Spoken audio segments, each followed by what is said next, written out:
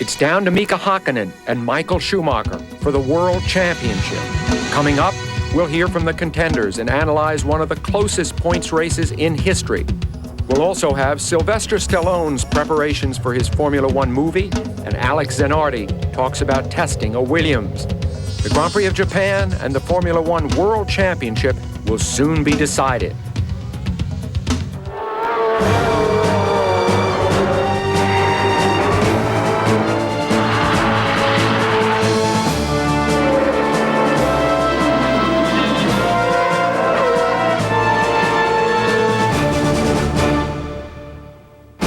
Welcome to live coverage of Formula One racing on Speed Vision.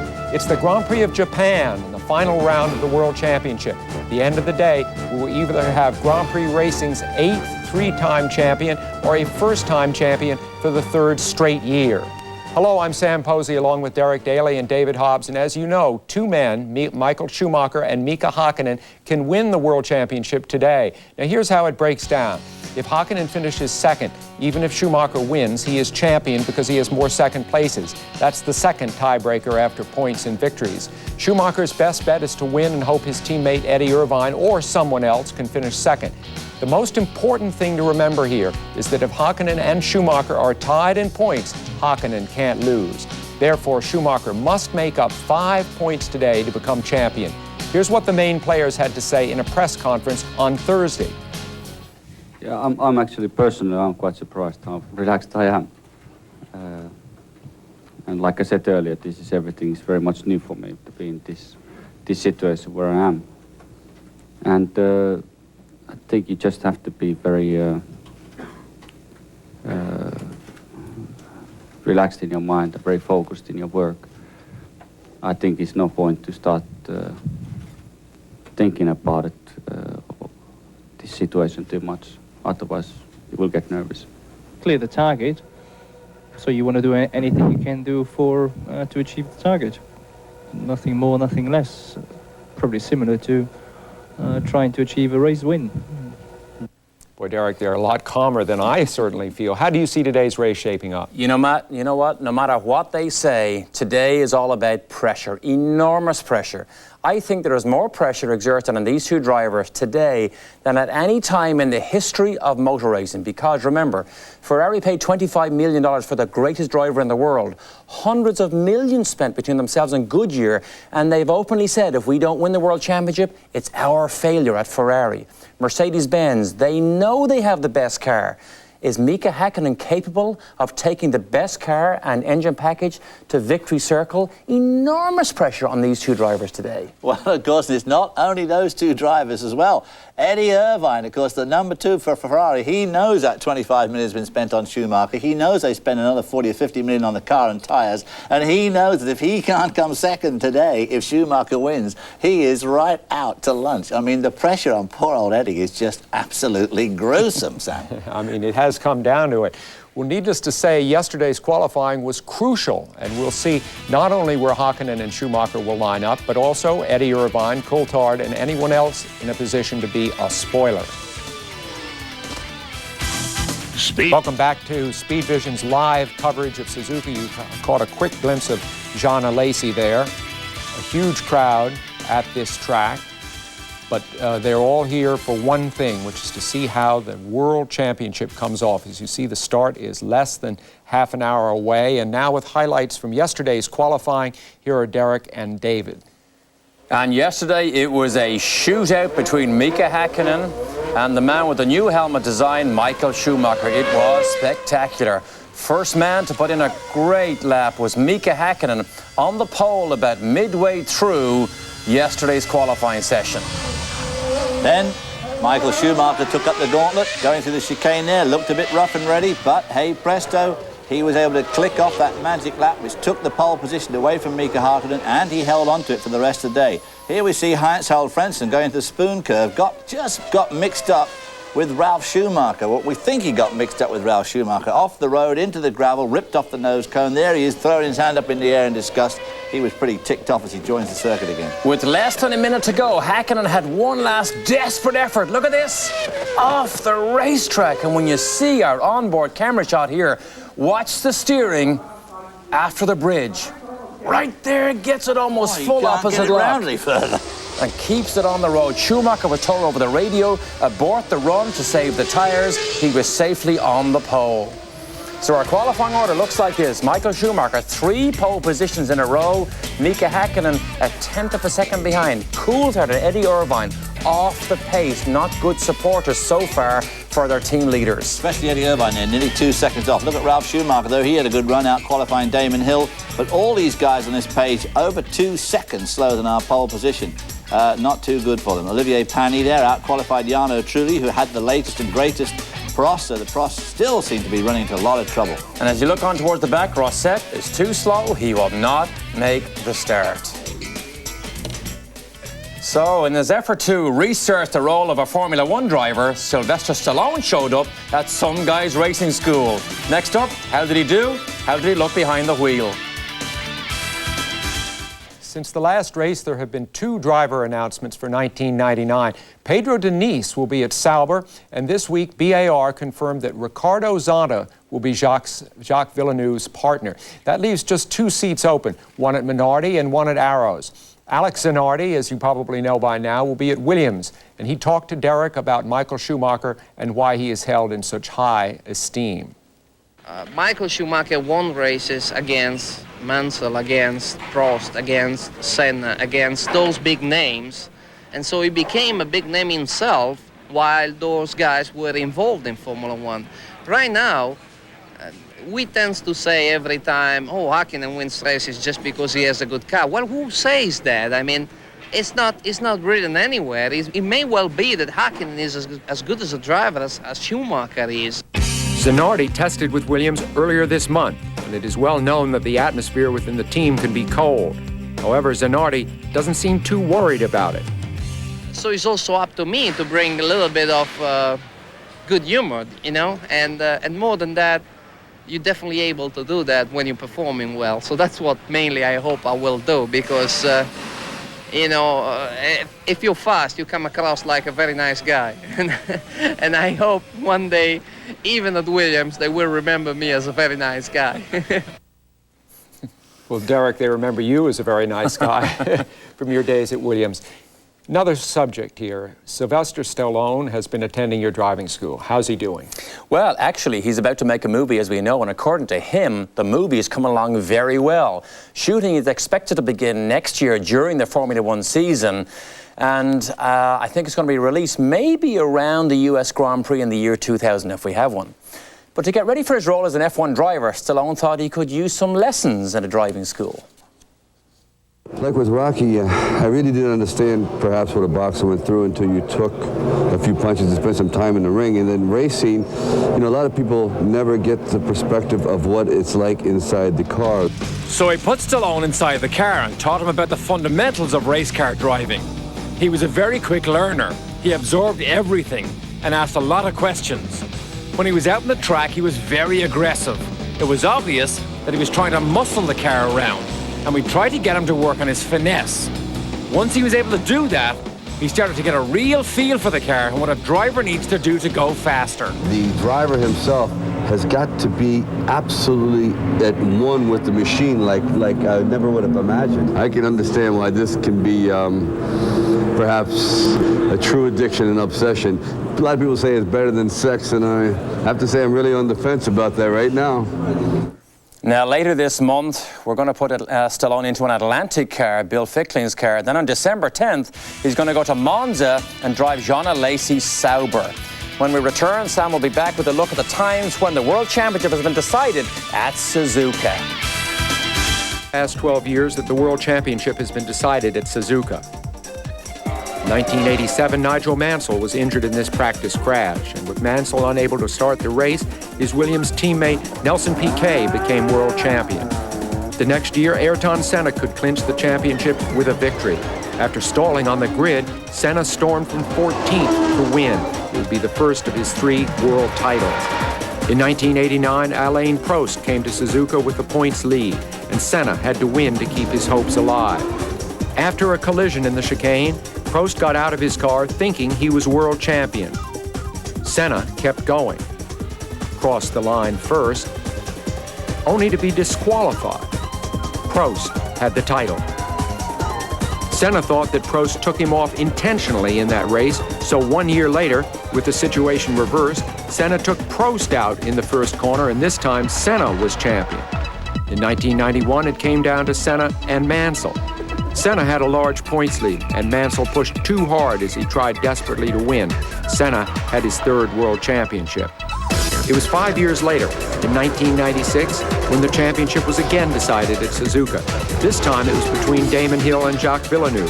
The wheels literally came off for Villeneuve, and Hill became the first second-generation world champion as he went on to win the race and the title. 14 minutes roughly to go before the start now. What a story of incident here at this track. We'll be back in just a moment with much more from Suzuka. That is Tora Takagi, who will close out a 30-year historic run for the Tyrrell team. Next year they will become BAR, but 30 years of history laid down by Ken Tyrrell. And there's somebody who may have a big, big hand in the outcome of this championship, because remember, Schumacher could well win this thing and still not become world champion. Pressure, enormous pressure. And just about 3 hours ago, we had the morning warm-up, and I think these times are significant because in Luxembourg, when Schumacher was on the pole, Häkkinen was the fastest in the warm-up. He is not this morning. Not today. He's not indeed, but don't look for David Coulthard to come second in front of Mika Häkkinen this afternoon. Ralf Schumacher again showing that extra 15-odd horsepower the Honda's come up with this week, with the Mugen looking pretty good there. Eddie Irvine, though, not looking good for help to Michael Schumacher at all, still even at this late stage. Look down to the top 12. Jacques Villeneuve is right there, Damon Hill. Panis again quicker in the morning warm-up than Trulli, who had a big crash and destroyed the development prototype car. He is now back into the spare car. Look at this. Will he be world champion at the end of this race? I don't care how calm they look and how relaxed they say they are. This is enormous pressure. Force the smile there with the Ferrari mechanics. Pretend this is just business as normal. This is not business as normal. Enormous amounts of everything at stake. The butterflies going on his stomach. I mean, I've got butterflies just watching these guys get into these cars today, so for them it must be absolutely staggering. He's got a new helmet for this weekend. You can see that chrome strip around the bottom, a la John Alesi, who had that for 4 or 5 races in the middle of the year. Now he's got one of those on his helmet, so Michael Schumacher going here. Obviously, superstition doesn't play a big part of his life by changing his helmet like that for this crucial race. On the pole, comfortably on the pole, 3 poles in a row. Did not translate to a vital win the last race at Luxembourg. David Coulthard has not been right on the pace. Can he support Mika Häkkinen? We're getting ever closer to knowing the answer. We're going to sit away for another break and then back with today's storylines. One of racing's greatest head-to-head duels. Now one driver will win and the other lose.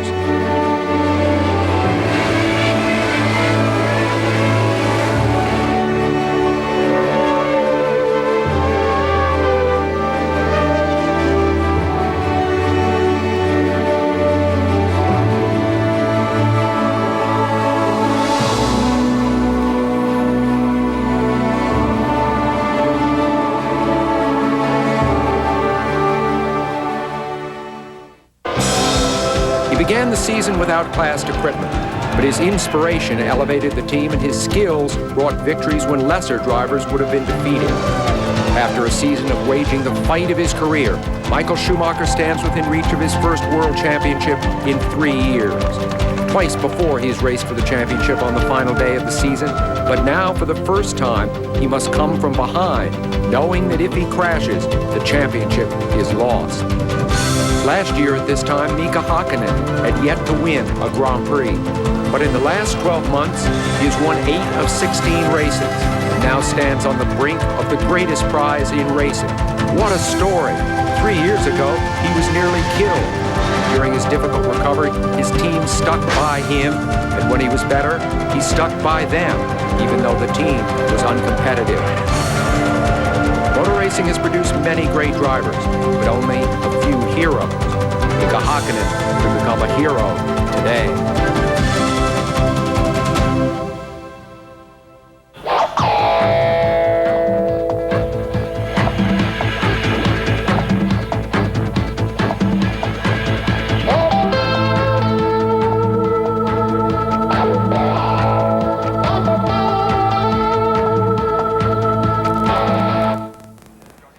Hello and welcome back to live coverage of the Grand Prix of Japan at Suzuka. I'm Sam Posey, and let's get right now to today's Foster storylines with Derek Daly and David Hobbs. Well, will history repeat itself? 12 times the driver going into the World Championship has won the championship. But of course, as we saw the last 2 years with Michael Schumacher leading, he's had a crash. That obviously is absolutely the last thing that he wants to happen to him today. He won't be too unhappy if Eddie Irvine, of course, runs into Mika Hakkinen. Can Eddie Irvine step up and support Michael Schumacher? They pay him about $5 million to do this. He has a lot of back trouble driving this car. He needs to develop and step up today. We also feel that this is the most even championship in history. After getting up to a really bad start, Ferrari have made incredible, and we've got now the two most incredible drivers right at the top of the heap, and I think they are amazingly evenly matched, as are their cars and tyres. And then the sad note storyline is Goodyear's last race, 368 wins. Will they go out with a victory today? Rumor has it they have spent in excess of $120 million today supporting Ferrari and their teams, trying to wrest the World Championship before they leave. Now let's go to the BMW track map. Sam? Well, Derek, it's the only figure 8 track in the business. You see it there, it's 3.6 miles long, so it's really quite long. Now, the key part of the track is called the 130R curve, and it's where the track crosses itself, that left-hander right in the center of your screen. If you can take that incredibly fast turn right on the limit with just a tiny lift of your throttle, then you can come down into the chicane with a chance to make a pass. It's a terrific racetrack. So as we go to break one last time before the start of the race, let's look back at some former world champions celebrating the clinching of their titles. Mika Hakkinen and Michael Schumacher are hoping they'll be just as happy as these guys in just about 2 hours' time. Mika Hakkinen takes the tire warmers off. He shook hands with Michael Schumacher. There seemed to be a smile, but I bet you his heart was just pumping through his chest. It was a pretty poignant moment now. I mean, he just strode up to Michael Schumacher just after Michael Schumacher put his helmet on, walked around the front of Schumacher's car, gripped him by the arm, gave him a good, healthy arm shake, and slapped him on the shoulder. It looked like a pretty genuine salute to another great driver, because as we said going in, these probably are the head and shoulders above anybody else at the moment. Certainly there the cars he is. are. Mika Hakkinen led the championship. Michael Schumacher has never led the championship this year yet. Can he pull it off? Remember, Ferrari said if we lose, it's our failure. Mercedes-Benz, if they let this thing slip away, there will be answers needed. There will be questions, I know that, that's for dead sure. Schumacher has not had very good starts recently, but while they do their final warm-up lap, let's go to our Porsche starting grid. 3 times in a row, Michael Schumacher on the pole now. Brilliant run, only 0.2 of a second slower than Villeneuve's pole of last year. And Hakkinen, we saw earlier on, blew his last chance for a possible pole. On row 2 is David Coulthard. Not a bad run for third, but he must be shocked to be 1.2 seconds off the pace. And alongside him, of course, Schumacher's teammate, Eddie Irvine, and he's not going at the speed they need either. Move back to row 3. Frenton out-qualifies Villeneuve. He crashed, trying to go a little bit faster. And Villeneuve may be another world champion. He may not win a race as a reigning champion. On row 4, Ralf Schumacher, Michael's brother. He's got more power from that Mugen Honda and helped him up to a pretty good grid position. And alongside him and behind him for about the umpteenth time this year is his teammate Damon Hill, of course a previous winner and world champion right on this track. Row 5 has a team in turmoil without their leader, David Richards. Both drivers complaining, lack of grip for the Benettons. And yet another team together, that is Johnny Herbert and John Alesi in their 2 Saubers. Herbert just out-qualifying Alesi, but too late for Herbert as he's leaving the team this year.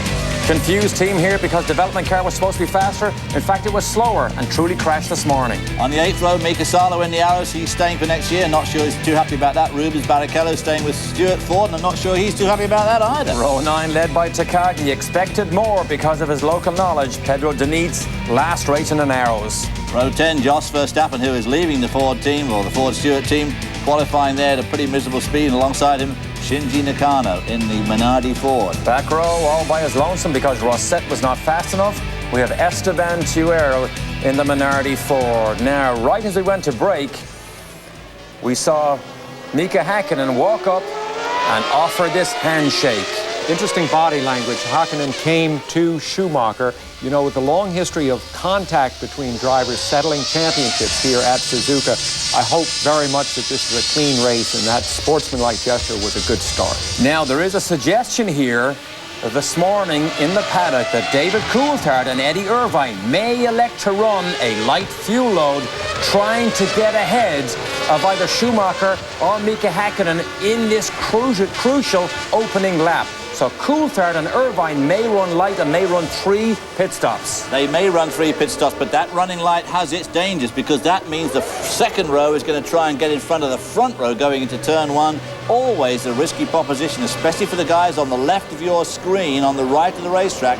They're on the dirty side of the racetrack. That's what caused Ayrton Senna to have that tremendously upset a few years back. That's very dirty on the inside, and if those two guys try and run down that inside, they could find trouble getting some grip.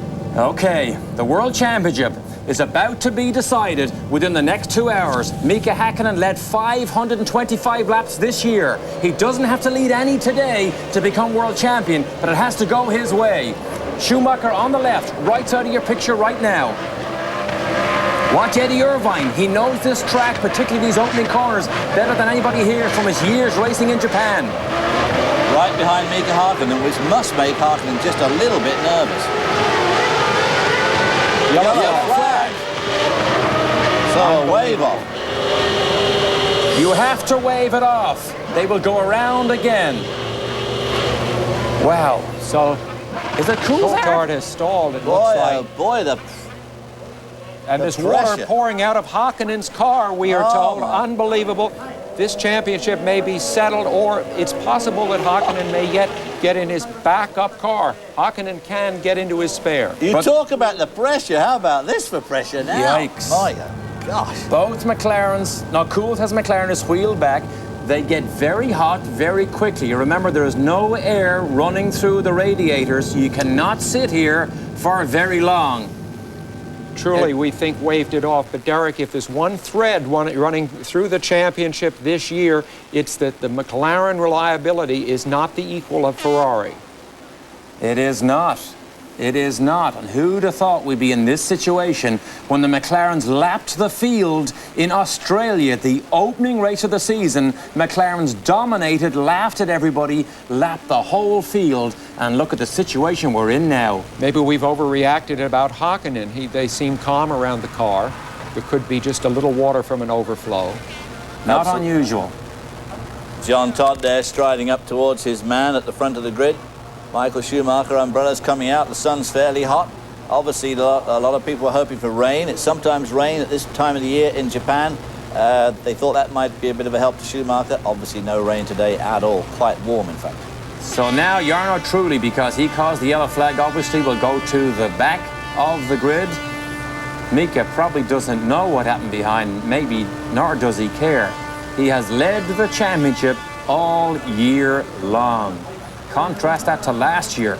Last year we had 8 lead changes in the championship during the season, which was an all-time record. It would seem that problems aboard Hakkinen's car, that idea is premature.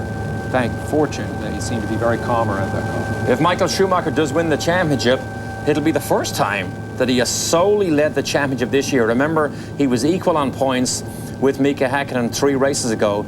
Other seasons when the World Championship the World Champion took the lead in that final race, Nelson Piquet, James Hunt, and in 1964, John Surtees from England. It's been certainly, the last 2 or 3 years have been absolutely unbelievably exciting. Formula One seems to get a bum rap as, those are the guys that just follow each other around, aren't they? But I mean, the last couple of years, the last 3 years, it's been absolutely unbelievable. going back to the crash between Schumacher and Hill at Adelaide, and you know, every year this championship keeps getting won by 1 point. I mean, you can't get much closer than that. See the replay there. Obviously, Schumacher didn't go anywhere. When something happened to the lights, Häkkinen took a jump, as did Coulthard. Coulthard then stalled, and Michael just sat there. This just gives you some idea how fraught it all is right now. Well, of course, the other thing... Odd things happening. It would have been so easy for somebody just to have seen a light change and let the clutch out and cause mayhem in the middle of the pack. And, of course, the other thing, this is one of those starts on a slight downhill run here, so the start here is just complicated a little bit anyway, because you've got to stop the car from rolling, because as soon as it rolls a little bit, you could get you're electronically timed and you could be disqualified for jumping the start. Before they moved the start around, before the hairpin, they started on a steep downhill. The way they held the cars in position was they put little blocks of chalk under the wheels. Right, or rags. Yep. Mechanics would roll up rags and put them under the wheel. Does he know how many people are looking at this picture live around the world right now? Formula One is broadcasted to 202 countries, and last year they had a 20% increase in viewing figures over the year before. 50 billion people, 50 billion eyes, not all at the one time because there isn't that many people, but that's an enormous amount of people around the world watch what happens in Formula One. It is that big. Don't you think, Derek, this man we're looking at right now is a big part of that reason? Schumacher and Ferrari together have ignited this series of Formula One. I mean, they are very exciting to watch in every race. And if you took that pair out of the championship, an awful lot would be lost. Exactly. Titanic struggle this season because of the efforts of Ferrari and Michael Schumacher and the Goodyear Tire Company to beat this combination here. Some people say Mika Häkkinen's style suits this particular McLaren. A lot of people said that about Keke Rosberg, that his style suited the high downforce, tunnel, fully skirted cars of the year he won the World Championship in 1982. Keke Rosberg, of course, being Mika Häkkinen's manager. David, is there anything in that a style suits a particular car? Well, I'm sure it does, because Michael Schumacher, of course, when he drove the Benetton to the 2 World Championships, nobody else could come even close to him in time. Now, Eddie Irvine seems to do a much better job than anybody else he's had as a teammate of staying up with him in the Ferrari. But I don't know whether the Ferrari, of course, a different engine, a different chassis mix, although, of course, he took his 2 designers with him, Ross Brawn and Rory Byrne, to Ferrari. But obviously, certain chassis styles do suit certain people, and Mika Häkkinen certainly seems to suit this McLaren. Gentlemen, what do you think? We're facing now a second start. Nerves a little bit off what Nerves they were of the steel. first time? Or is it just as tense as it was the first time I'd around? say it's even more tense in a way, because there's more chance of something going wrong. Those clutches have had a little bit of a burnout, you know. That's always, every time you make a start, that's what worries me about this pit stop racing. Every time you make a pit stop, however good it goes, there's always the chance of something to go wrong. And the start is one of those places where there's a chance of something going wrong. Look at McLaren in Canada on the second start. Exactly. When the Häkkinen's gearbox almost immediately quit. as soon as he picked second gear, it was all over. That's down to the hairpin. Now, of course, these guys haven't really actually made a start yet, so they haven't put the car through all that drama, but I guess the drivers' hearts are pumping pretty Well, in hard. Canada- There's the spoon curve. Sorry, there's the spoon curve. That's where Frentzen went off yesterday. Schumacher went off here on Friday. It's a very fast triple apex left-hander called the spoon curve. Where you fight understeer coming off the turn, the part on the left, then you go up the hill toward this infamous 130R. We don't even know. This is We've it right here. asked people what on earth 130R could possibly stand for. We think it might be the radius. Look what's happened here. Mika is going to leave Schumacher sitting on the grid all by his lonesome. That's what I was just thinking. Schumacher's got an awful long lead there. He's going to be very lonesome waiting for those other guys to catch up. Let him overheat. Now this lap obviously takes 1 lap off the race. It was to be 53, now it is 52.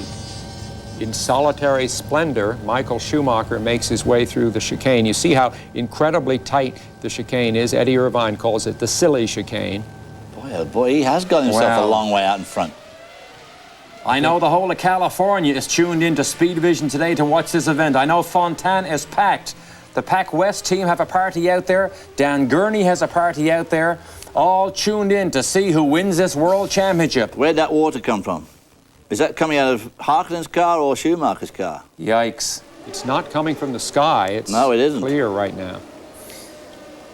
Boy, Schumacher has been there a long time. He saw it happening at the last minute, tried to slow up, get some Yeah, I air wonder still why- flowing over the radiator. Okay, we do boy. it again. We do it again. All the lights go red. As soon as they go out, you go. You don't necessarily have to wait for the green. They just disappear. Boy, Schumacher's been on the grid a long time. Yellow flag again. What? I don't believe it. If he stalls and causes the yellow flag, he has to go to the back of the grid. What is it? Oh, boy. No. Was Michael nodding his head saying, no, not again? Or is it him? Did he cause it? John Boy, Todd. oh boy, they know how to give this place some tension, don't they? I'm Wow. just sweating Well, now up. wait a minute. We heard from a source at the track that Ferrari had some games up their sleeve that they were going to play here. And But you've got to be very- wonder- You've got to be very careful with these games, because otherwise you get yourself put to the back. See the yellow flag in front of Michael Schumacher. I hope that yellow flag doesn't have a determining factor in the outcome of the World Championship. Because if Michael Schumacher caused this second stoppage, he goes all the way to the back. Wow. If that happens, he may hand this thing to Mika Hakkinen. I believe that Schumacher could win this race from the back. Boy, he'd have his work cut out, but he could do. Wow. Michael. Do you think that long Take another look, wait? David, He as to finally what had to might have switch it up? happened on the grid. Of course, we're sitting just over Mika Hakkinen's shoulder here. Watch Schumacher on the left. Michael will be going to the back of the grid. It is gentlemen. now confirmed. Schumacher's hard work to get the pole comes to zero. He is going to start this race from the back of the grid. There's the yellow flag. And you know why? Did you see him move? He moved and stalled moved. it. Oh, he broke the timing beam, probably. Yeah. Or maybe stalled it. This is huge. I don't think he stalled it because I think he'd have put both hands in the air being in the front Well. row of panic. Ayrton Senna stalled, leaving the line, went back to 14th, and still came through to win the World Championship. Was that 1988. Mechanic there throwing his arms up. Obviously, there's something technically wrong with his car. All those black Yeah. boxes over there aren't there for nothing. We It's either believe he that- might have a problem with the gearbox. Both teams, Ferrari and McLaren, brought 4 cars and 12 engines here for their drivers to use as disposable items. The question is, was it nerves on Schumacher's part or did something malfunction in that car? Wow, is this a huge mistake that may have a telltale factor in the Formula One World Championship? There were 2 major mistakes made earlier this year. One was when Ferrari took the long wheelbase car to Hockenheim. It was the wrong choice. Then Schumacher said he picked the wrong tire for Luxembourg. Wow, He this certainly may look- be the 3rd key mistake in this year's World Championship, and he knows it. He knows it. You look in his eyes, he knows it. He's looking pretty cool, calm, and collected. Of course, we've been saying all along how reliable the Ferrari is. They've only had 2 mechanical failures this year. The very first race for Michael Schumacher when the engine let go very early on in the race, and when Eddie Irvine's gearbox broke at Hungary. And that's the only mechanical problems they've had. And my theory is that by the law of averages, these things have just got to break more than that. Hopefully, this is not the final breakdown of the year for Michael Schumacher. And even if he starts this race from the back, he's got a bit of a fighting chance. We have word from the press room, and of course take this under advisement, that they are now fitting Eddie Irvine's car with the steel nose cone. Because that may be about the only option left to Ferrari. Boy, it is going to be Hakkinen one now incredible moment when they wheel this car back. Has a clear run. Never Never has it fallen on Eddie Irvine's shoulders more than it may now. Can he beat the McLarens into the first corner and maybe slow them down a bit? How about this? Boy, that's a long shot. Schumacher has made mental mistakes while leading, but seldom when he's the pursuer. It's interesting that he was the pole position man here, and he has made some sort of mistake or had a mechanical problem. But now he's cast in the role of pursuer and will probably be absolutely brilliant. No doubt he will be. He normally is, but I mean, we don't know that he made a mistake here. I mean, if it's some sort of gearbox malfunction, then he's in real deep trouble. It's going to be something to sit on this grid as one of the other drivers and see this car and this driver be pushed backward past your car. It's going to be quite something. And the emotions that will stir in the other competitors will be profound. And remember this, he's 4 points behind. 4 points is not enough. It's 5 points. He has to get 5 points more than Mika Häkkinen. 4 only brings him even. And then Häkkinen still wins the championship on wins or on second places. 4 points is not the magic number. It's 5. And if Häkkinen were to drop out, Schumacher must still make his way all the way up to second. Nothing else is good enough. Absolutely. A third ties him in points, and he will still lose. He will still lose. Boy, oh boy, the tension builds here unbelievably. It's bad enough going into the race. How these guys are putting up with this pressure, all of them. Wow. Incredibly disturbing. Our friends at the Speedway restaurant in Newport Beach will obviously enjoying themselves out there. I know Phil Hill, American world champion, is out there. Right now, Mario Andretti will be there later, wants to watch this race as it unfolds, and Michael Schumacher has to wait till everybody motors by. Well, well, well. Good. What a turn-up, and we haven't had a racing lap yet.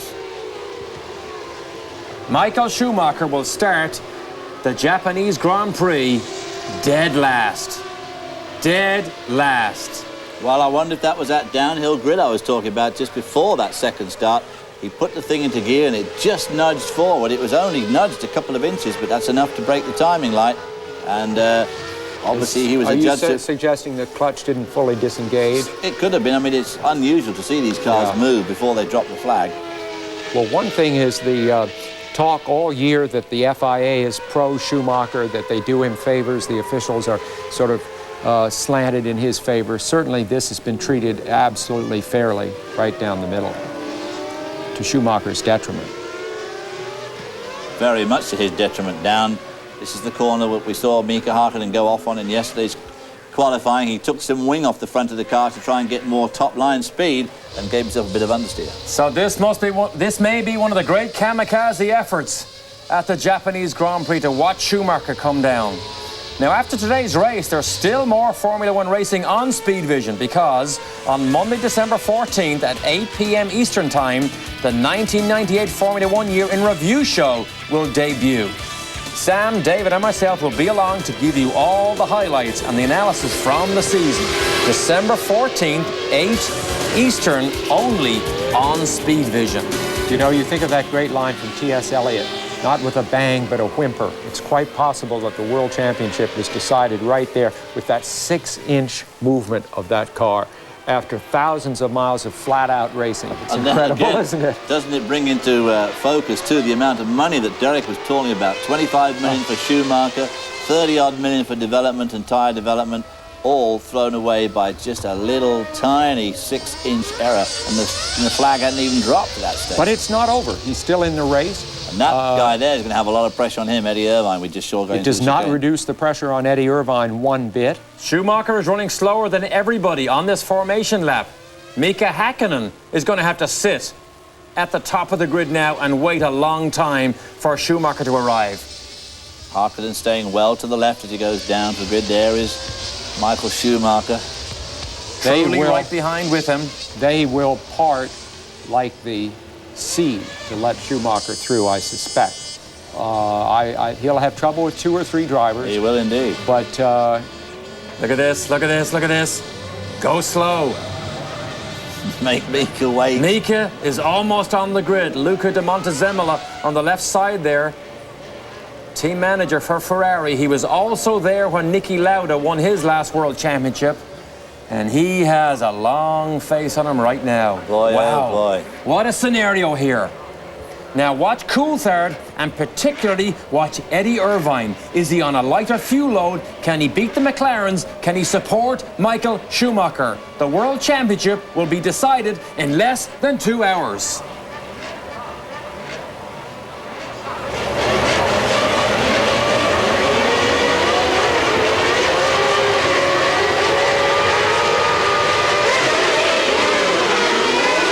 Yellow.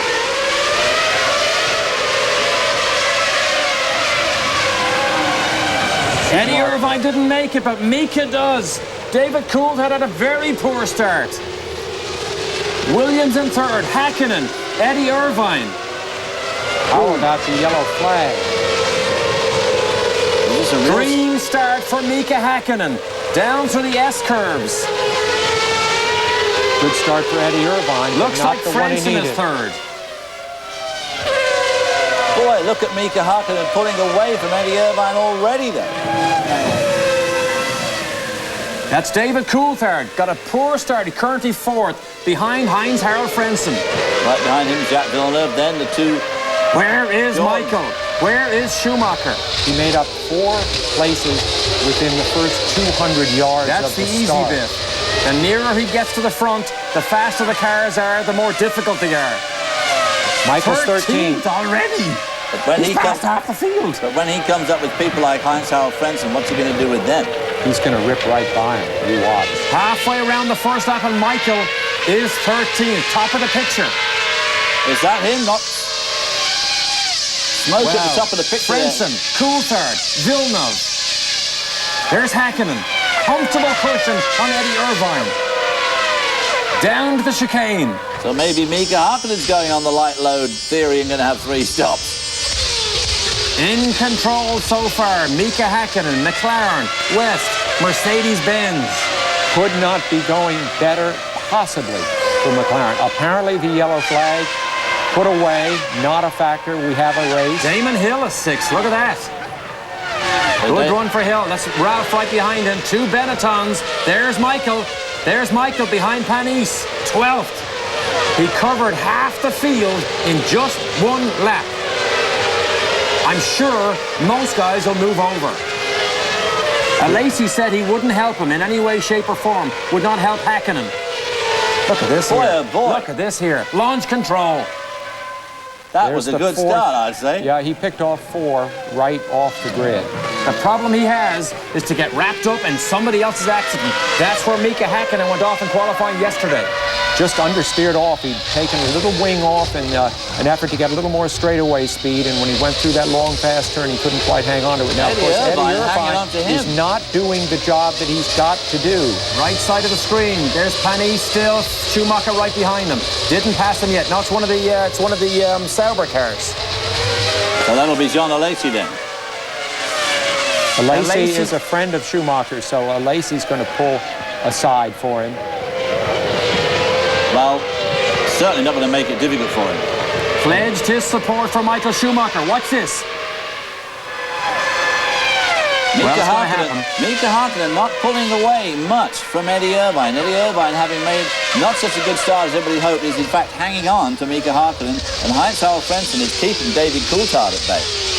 They're not in the championship fight, so Frentzen doesn't need to be courteous to DC. A strange race, gentlemen. Very Not what strange race. anyone had anticipated after this incredible Eddie 5 Irvine weeks of hanging tension. on to Mika Häkkinen. He makes up 0.4 of a second on that last lap, and Coulthard is all over Frentzen, and Michael is 10th. He is 10th. Wow, what a run. 2 laps, and he's gone from the back to P10. But the crucial thing is how far he is out of the lead. A long way. And he is a long way. With some very long tough way. customers. Uh-oh. See that kick from Frentzen's Frentzen? car, yeah. Boy, oh boy, did give a big kick there, didn't he? Oversteer for Frentzen. And of course, David Coulthard could see that very well. Right behind David Coulthard is Jacques Villeneuve. And behind him, of course, is Damon Hill, made a better start than his teammate Ralf Schumacher. Irvine fastest lap. That compares favorably with last year's fastest lap of 1:38.9 by Frentzen, incidentally. Let's go back and take another look at the start. David Coulthard appears to move first. Then his most important mission is to block Eddie Irvine, and he does it too late. Irvine right behind Mika Häkkinen, left side of your screen, and Frentzen, David, took advantage of Coulthard's slow getaway. He did, but David Coulthard, of course, it wasn't so much a slow getaway as he spent all his time crossing the racetrack. And that, of course, is one of those areas that I find a very, very distasteful area. This diving across the track seems to me to be just something that... Look at this here. Michael is now 9th, past Fisichella. That's Alexander Wurz right in front. Alexander Wurz, remember their battle in Monaco? They came to blows, they hit each other.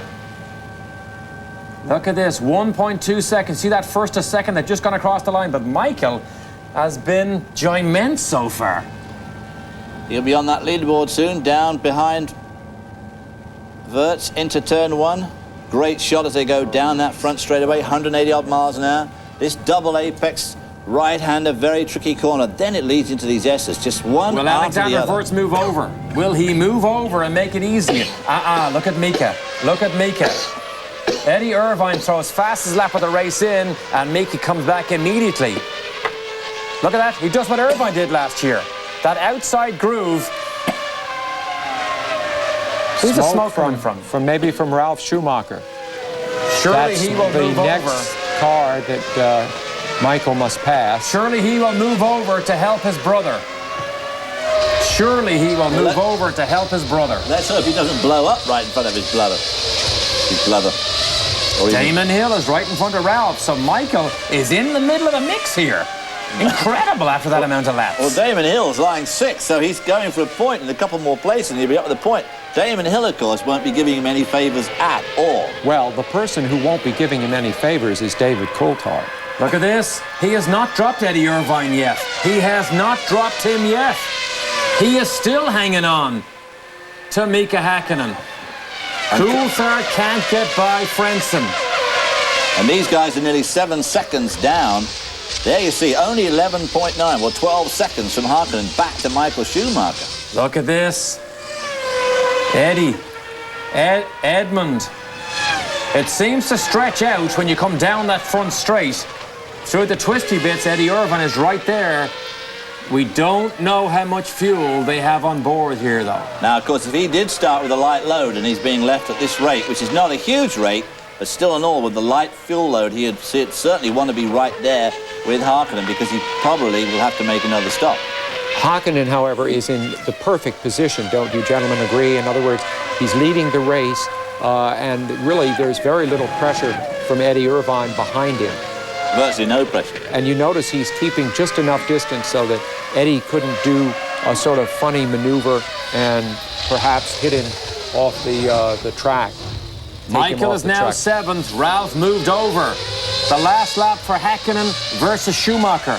Häkkinen was 0.8 of a second faster. Remember, Schumacher is passing cars. He's right behind Damon Hill. No love lost with Damon Hill. None at all. Damon Hill sees Michael in his mirrors. I bet he's shocked that he got there that fast.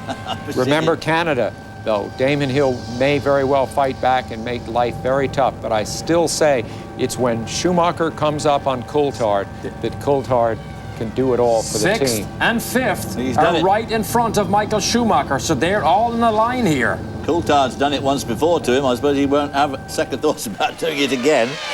There he is, chases Damon Hill. It's Villeneuve, then it's Damon Hill, then it's a roadblock. Because it's DC and Frentzen. See how quick he is through all those corners. I mean, coming out the hairpin, he was miles behind Damon Hill, went to the spoon, must have picked up 30 Nothing yards, to lose. and now he's right behind him. Nothing to lose. On the ragged edge. You take home nothing unless you get 5 points more than Mika Häkkinen. Nothing to lose. Disposable item is the Ferrari today. Use it or abuse it, whatever is necessary. There's Villeneuve right in front of him. Is he going to try that outside pass at the Dunlop curve here? He's seen it done before. He did it himself earlier on this afternoon. Yes. There it is. There it is. He's lining them up. Ooh. He's lining them up. Damon will not make this easy. Remember Australia. Remember Canada. Remember the British Grand Prix. So many times they've come to blows. Remember Australia in 93? Look at this, look at this, look at this, look at this. Oh, yikes. Boy, that was a deep run. There was no way he was going to pull that off. I think he's going to pull it off into or through the spoon. He's very quick through there. Triple apex left-hander. He's going to line him up here, though. Remember Hill driving the arrows here last year, held up Michael? And Frentzen almost got to Michael? He's not close enough. No. He is not close enough to sneak down the Mugen Honda. Oh, look at Hill. Look at Hill. Look at Hill. A fight here between himself and Villeneuve. He doesn't care about Schumacher. He wants 5th place. The last two world champions. He has to force it. But he could throw it all away by being over-aggressive. But he has to force the issue. Boy, he's close to him now, though. Is he going to be able to get... Not quite close enough, though, I don't think, to get him into turn 1, but he is awfully close. The braking zone is hardly long enough here. Yeah. What about the outside move? What about the outside move through the S's? Can't quite get close enough. There's that uphill climb toward that crucial... Oh, look at this. Oh, boy, losing all the downforce there at the front of his car. Of course, he's run those tyres incredibly hard as he run them off a little bit. Wow, this is the fight. There's the outside maneuver right there. That's the place to do it if you can get close enough. He wasn't close enough there. The old heartbeat jumped about 25 beats when that thing stepped out. Villeneuve looks a bit slower than Damon Hill. Looks a tiny bit slower. Now Michael is being held up. So the leaders are running away. Mika Hakkinen is going almost 2 seconds a lap quicker. Look at this. Here's an opportunity. He goes the high side and then ducks down low. 3 world champions in a row here. Villeneuve about to be attacked by Damon Hill. See what Villeneuve did there, David? He blocked the inside line. He blocked the inside line, which gave lost momentum for Damon Hill, put him back into the clutches of Michael Schumacher, but he's not close enough as they go up this hill. That very fast left-hander at the top. There's 2 world champions. But they're all catching up with Frentzen and David Coulthard. Actually, that'll be the roadblock. It's 3 world champions when you think about it. But 2 world champions who did not win a race as a reigning champion the following year. Yeah, well, this is it. Of course, he got through the early part of the field pretty easily. Look at the line here. Look at this. Frentzen, Coulthard, Villeneuve, Hill, Schumacher, Ralph, all in the line. And the 2 boys ahead, Eddie Irvine, who I'm sure must be on a lighter fuel than Mika Hakkinen, is beginning to creep away ever so slowly. Eddie Jordan doesn't know what to do. What will I tell Damon? Will I tell him to let him go? No. No, I don't think he's thinking that at all. I think he's thinking, make sure you get around Jack Villeneuve. I think this is where the relative popularity of the drivers has some bearing too. There's no love lost between Schumacher and most of the people in this field. And the most important thing for Eddie Irvine, or for Eddie Jordan, and Ralph Schumacher and Damon Hill, 3rd place in the Constructors' Championship. Don't lose sight of that. He cannot move over and let him go. Well, yes, but I was just thinking about that too, Derek. A case for moving over is to be sure that you don't get taken out by it. Yes. You see what I mean? Oh, this is good stuff here. This is a fight. He is in the fight of his World Championship life here. And he can see that Damon is in a huge fight with Jacques Villeneuve. So he's got to be very careful here. Yeah, you can see exactly all the moves they're making because he's the one that's following. So he has got to be careful because he knows that Damon could jog out at any moment to try and get around Villeneuve. So he doesn't want to get himself into a position whereby he gets caught out by that. But of course, trailing those 2 cars, the downforce on Schumacher's car is certainly being compromised. You know, if Schumacher wants to bail out of this battle, he's almost within range of the first pit stop if he were to change his strategy and go for a 3-stop strategy. I mean, he's losing just tons of time. You see Hakkinen way ahead of what really counts there is Frentzen, 15 seconds back. I mean, Hakkinen is, for all intents and purposes, alone on this racetrack. Yeah. Eddie is hanging on. 18 seconds in front of Michael Schumacher, so things looking very good for Mika Hakkinen at the moment. But, of course, Hakkinen can break down. He's broken down at a couple of the races. It could happen again. And then the whole question becomes, can Schumacher get up to second where he must finish? Boy, he's Look losing. at this, Häkkinen still pulling away. Almost 2 seconds a lap at times as these boys get more embroiled in their personal fight here. That's the trouble. When you begin to drive defensively at the head of a line here, you hold everybody up. Look at Villeneuve, holds up Damon Hill. Damon Hill clearly looks a little bit quicker than Jacques Villeneuve, and look at this, Schumacher's right behind him. Here's the spoon. Surely he can't go around the outside of the spoon. A lot of dirt and dust goes down there because they clip that inside apex and kicks up to the outside. Still not quite close enough. They're all on the same Goodyear tires. They're all on the same Goodyears. Ralph sits back and watches the fight. Here's the line. 3rd, 4th, 5th, 6th, 7th. And remember, the cars that are involved in this battle for 3rd place in the Constructors' Championship are all part of that group. So it's they have their own fish to fry. You know, one thing is that in the last 2 championship deciders Schumacher has been involved in, he made mistakes in both, had contact in both of them, got away with one and not the other. And he's having that kind of a race again today. In other words, Schumacher, who psychologically is thought to bring such pressure on his opponents, I'm not so sure is invulnerable to pressure himself. Well, he obviously made some sort of mistake on the grid, which could have cost him the World Championship, of course. More than 2 seconds. Mika just pulled out on Michael. On that one lap alone, more than 2 seconds. Schumacher has to stay emotionally controlled here. He knows he is much quicker than every car in his line of sight right now. All the way to 3rd place, he is faster. But he has to force the issue without doing any damage here. Oh, the braking zone! Look at this! Locks it up and decides to go outside. Got wide there, locked it up badly, tried to go down the outside. There wasn't really room. He got into the dirt on the outside. Smoke from the right front. Standard wheelbase car. They didn't bring the long wheelbase car here. Standard wheelbase. Modifications to the diffuser. 30 days. Yes, 30 days of testing in the last 5 weeks between Mugello and Fiorano, developing Goodyear tires. This is the story of modern Formula One. You can take the fastest car on the track and put it in the middle of the pack or the middle of the upper part of the pack like this, and even with the best driver in the world, he's powerless to get by. It's a fascinating story in dynamics and physics. It is so close.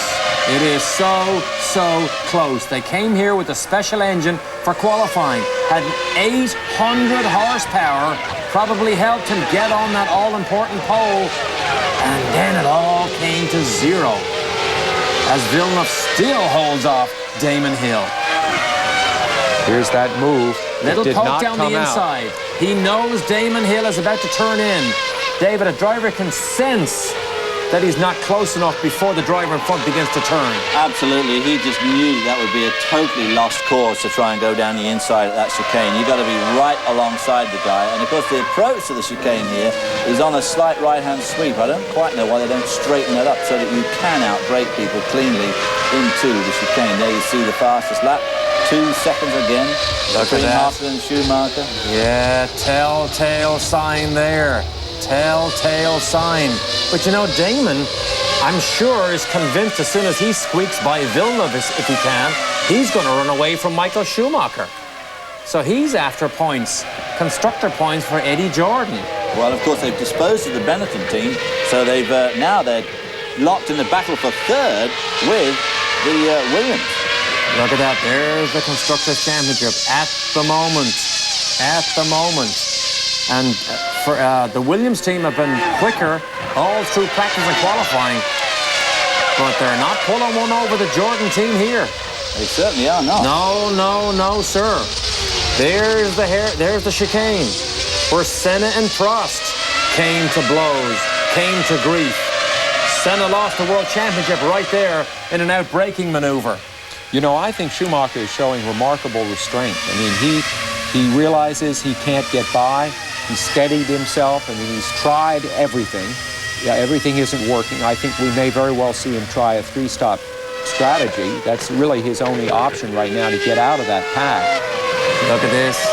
Look at the 25.3. He is being held up more than a second a lap as Ferrari, we hear, are getting ready for a stop, and I'm sure it's for Eddie Irvine. You know what this is so eerily like? It's like the first race of the year when McLaren just pulled away effortlessly. Now, it's a special case here, of course, because Schumacher is being held up. But remember, McLaren was unassailable in the first few races of the year, and then Schumacher began to get the Ferrari going, closed up. But we're seeing a kind of odd symmetry now. Racing car of the year built by Ron Dennis and Adrian Newey there in the black hat. Undoubtedly, racing car of the year is the McLaren.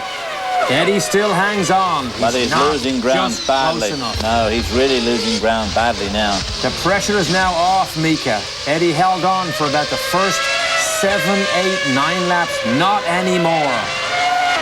And it's hard to believe that Mika is going as hard as he can. He's just doing what he does so well and has done so well throughout the season, which is make the most of the car in a calm and exacting way. Well, of course, he's got no traffic yet, too, so you might as well really stretch it until you so that gives him the added luxury of being able to pick his way through the traffic. Now, is there any merit to Schumacher making his stop now?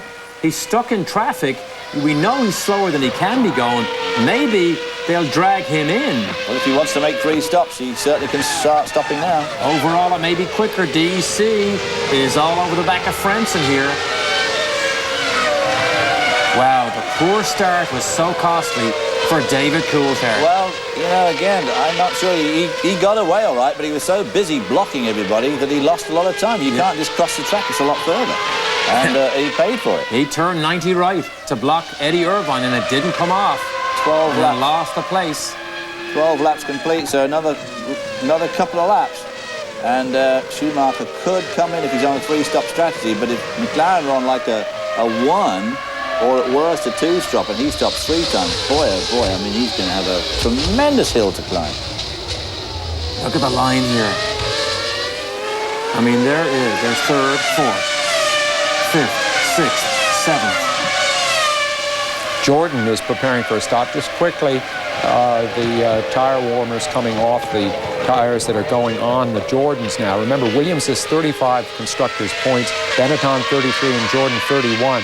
So Jordan desperately needs to get ahead of the Williams and have the Williams held back by somebody. But is it Damon? Is it Damon about to stop for Jordan? I would say it's Damon, because he can't get around Villeneuve, so I think they're going to pull him in to give him a clear run. Maybe they'll pull the move off. Not right here. They've taken the tire warmers off, but they do expect somebody pretty soon. Now, remember, when you go down the pit lane, somebody brakes, did he? Looks like a Williams slowed down there. When you go down the pit lane here, you miss the chicane. So you don't lose as much ground. Exactly. You don't lose as much. So if you go for a 3-stopper, it's not as bad as at other racetracks. Boy. Still catching a glimpse of Michael. He's right behind Damon. These guys are racing so intensely, and that's what's so frustrating about modern Formula One, is you just race your heart out. And, you know, I mean, David Coulthard, if he could get around Frentzen, would probably pull away at about a second a lap, but he just can't get around him. And, of course, that was what all the tyre regulations were supposed to bring in this year, and the narrower track. But until they reduce some of this ridiculous downforce, they're going to be stuck with non-overtaking cars. As simple as that. Benetton getting ready. A lot of action now. Frentzen driving a brilliant hang-on race here in his last drive for Williams, a team that he leaves somewhat under a cloud. Well, a real cloud, really. He just has not performed for Williams. Just 1 win in 2 years. And we'll test the new Jordan, his new car, on Tuesday in a couple of days' time, right here, because there's a major Bridgestone tire test for all the non-contracted teams. They're going to bend the tire testing rules a little bit to allow them to test after the end of the season. But Frentzen will drive the Jordan, and Schumacher will drive the Williams. Wow, this is tough. Sometimes you can only make the pass during a pit stop if you can get in and get out, particularly on your out lap faster. Here we go. It's Hill. Damon. It is Damon. Damon Hill's going in now. Eddie Irvine's going to go in on the next lap. Okay, Now, Schumacher has got to catch and try and pass Villeneuve, at least to get ahead of Damon Hill, to stay ahead of Damon Hill. He's got to go fast right now. Oh, Whoa! Ralph. Ralf Schumacher, major blow up there right in front of the pits. Just as his teammate comes into the pits. Disaster What a disaster for Eddie Jordan. Exactly. Constructor Championship points potential, although he wasn't in the top 6 at that particular time. Major blow to the Constructors' Championship. Williams has 2 cars in the top 6. Look at that, Wirtz has stopped 6.8. Damon Hill's was 9.4. So Damon Hill's not a great start. Look at that smoke coming out of the car of Ralf Schumacher. We saw the telltale smoke from Ralf Schumacher earlier. We mentioned it earlier. That might have been the telltale that spelt disaster and doom. There's a Ferrari in the pits. This here. Right in the racing line. I wonder if that's laying down oil or just water. I'm sure it's all. So now, everything. can Michael get ahead of Damon? He just passed Villeneuve. Michael just squeezed past Jacques Villeneuve, so he is well into the points now. So he'll probably try and. Do you think he'll come? I don't think he'll come in here. This is going to be Irvine. A couple of laps. It's Irvine in. Michael ahead of Jacques Villeneuve. Eddie Irvine is now in the pits. Michael needs to take a run now at David Coulthard. There's Eddie. Michael is 5th now. Not with Eddie Irvine in. He's now right behind. He's closing on David Coulthard, who's stuck behind Heinz-Harald Frentzen. Good stop there for Irvine, 7.7. Whoa! Hold it, boyo. Yikes, Edmund. Yes. Steady on, lad. Terrible trouble with his back all season long. Never said much about it, but his sister, Sonia, who's a physiotherapist, travels everywhere with him to work on him. Look at David Coulthard. Knows he needs to get by Frentzen. Here comes Schumacher behind David Coulthard. He sees him in his mirrors now. Boy, you know, I bet he can see him. He's practically feel the heat of the engine.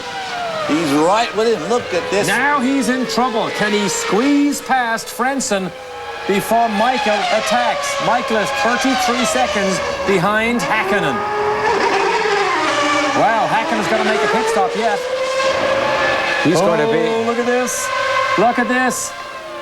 He is right behind DC. Talk about the pressure. This is going to be the tough one. This is going to be the toughest pass on the racetrack. It's going to be very tough. We said earlier this would be the roadblock. Remember, Coulthard's in the best car in the pit lane. You know what? Villeneuve understeered off that turn and Schumacher got him.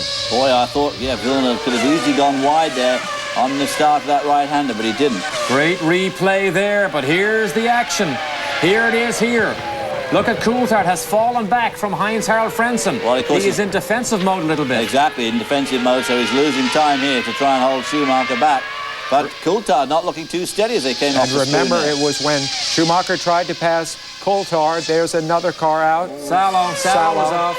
When Coulthard was just ahead of Schumacher at Spa, and Schumacher in the rain made that ill-advised move. Here he comes in now. That in many ways may be as much as the turning point in the championship as anything. Keep an eye out for Damon Hill in that yellow car. The key is, can he get in and can he get back out before Damon Hill comes around to slow him down? This is a crucial pit stop. Häkkinen has not stopped yet. 7.7 for his teammates. 6.8 here. Quickie. Good Quicker quickie. by far. This could be a light fuel load, very Now, short where's Damon stint. Hill? Where's Damon Hill? He because beat remember, Damon Hill Hill's out. stop was 9 seconds. He beats Damon Hill out. Critical. A lighter fuel load. Lacey right in front. He has pledged his support to Ferrari, but I think it's Johnny Herbert maybe that's in front of him. Well, still with a... A light fuel load and new tyres. He probably should slash past Herbert as quick as he did the first time.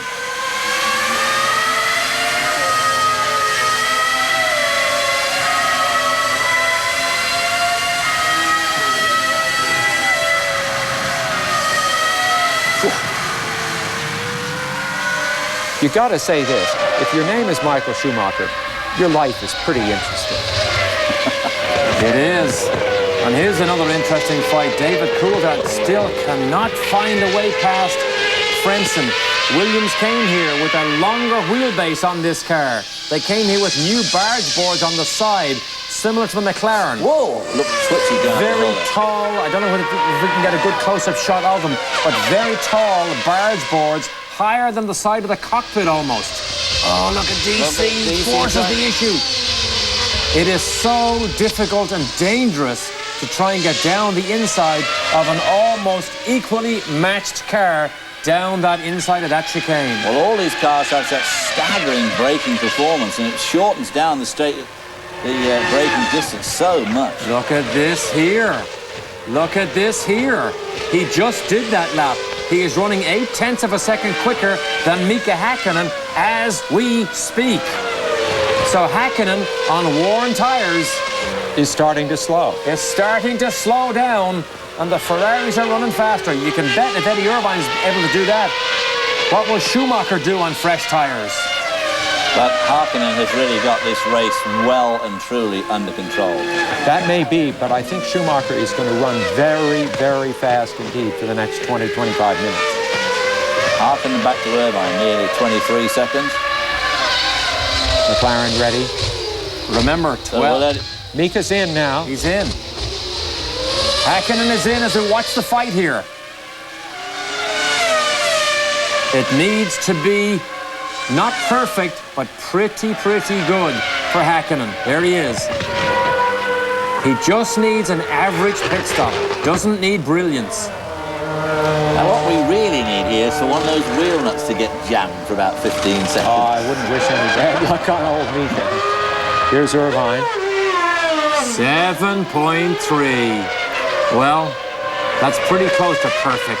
Here comes. Very close. Here's Eddie. Here's Eddie. Here's Eddie. Not good enough. No. He's made up a little bit of time, it looks like. Another one. 2 successive fastest laps for Eddie Irvine. But can he run him down and can he pass him? The likelihood is slim. It is slim. You know- Can Mika Häkkinen get caught in traffic? Villeneuve, Eddie Irvine may not be able to run ahead of Mika Häkkinen, but he is putting in his best drive of the year, I think, right now. He's staying in touch with him, which is a tremendous performance for Eddie Irvine. He's a little too big in that car. He's been uncomfortable all year. He's never really gotten to grips with it the way Michael has. And today, he's really shining. Look at this. Look at this. We just said it. Michael is now the fastest man on the racetrack. He is reeling in Mika Häkkinen. Reeling in may be a bit of an exaggeration. Yeah. He's faster right now. Shinji Nakano now in front of Mika Häkkinen as they go through the spoon, but Häkkinen should be able to dispose of them easily as they go up the hill into the 130R. All going the way of Ron Dennis right now. Yeah, Shinji moves over. There's Eddie Irvine, not making any ground. Now the key is what speed Häkkinen will do, not just this lap, but on the next lap. That will be the key. If he throws in a fastest lap of the race, there's a Michael is suddenly climbing Mount Fuji. Absolutely, yeah. Got some traffic in front of him going into that vital turn 1 area, and of course that leads into the S's. Not very good overtaking possibilities from this point on. Ross Brawn in the Ferrari pit is the master strategist. McLaren have not been that good with strategy. Now David Coulthard has got clear road ahead of him because Frentzen is in. Can Coulthard squeeze past Frentzen during this round of pit stops? 9.5. They've obviously taken on more fuel Not a great than stop. the McLarens. Mika in traffic. Jarno Trulli right ahead of him. Schumacher down to a 40.1. It's only just 2 or 3 laps ago. The fastest lap was a 41 and odd. Jean Alesi there. That was a pretty good stop for the Sauber team.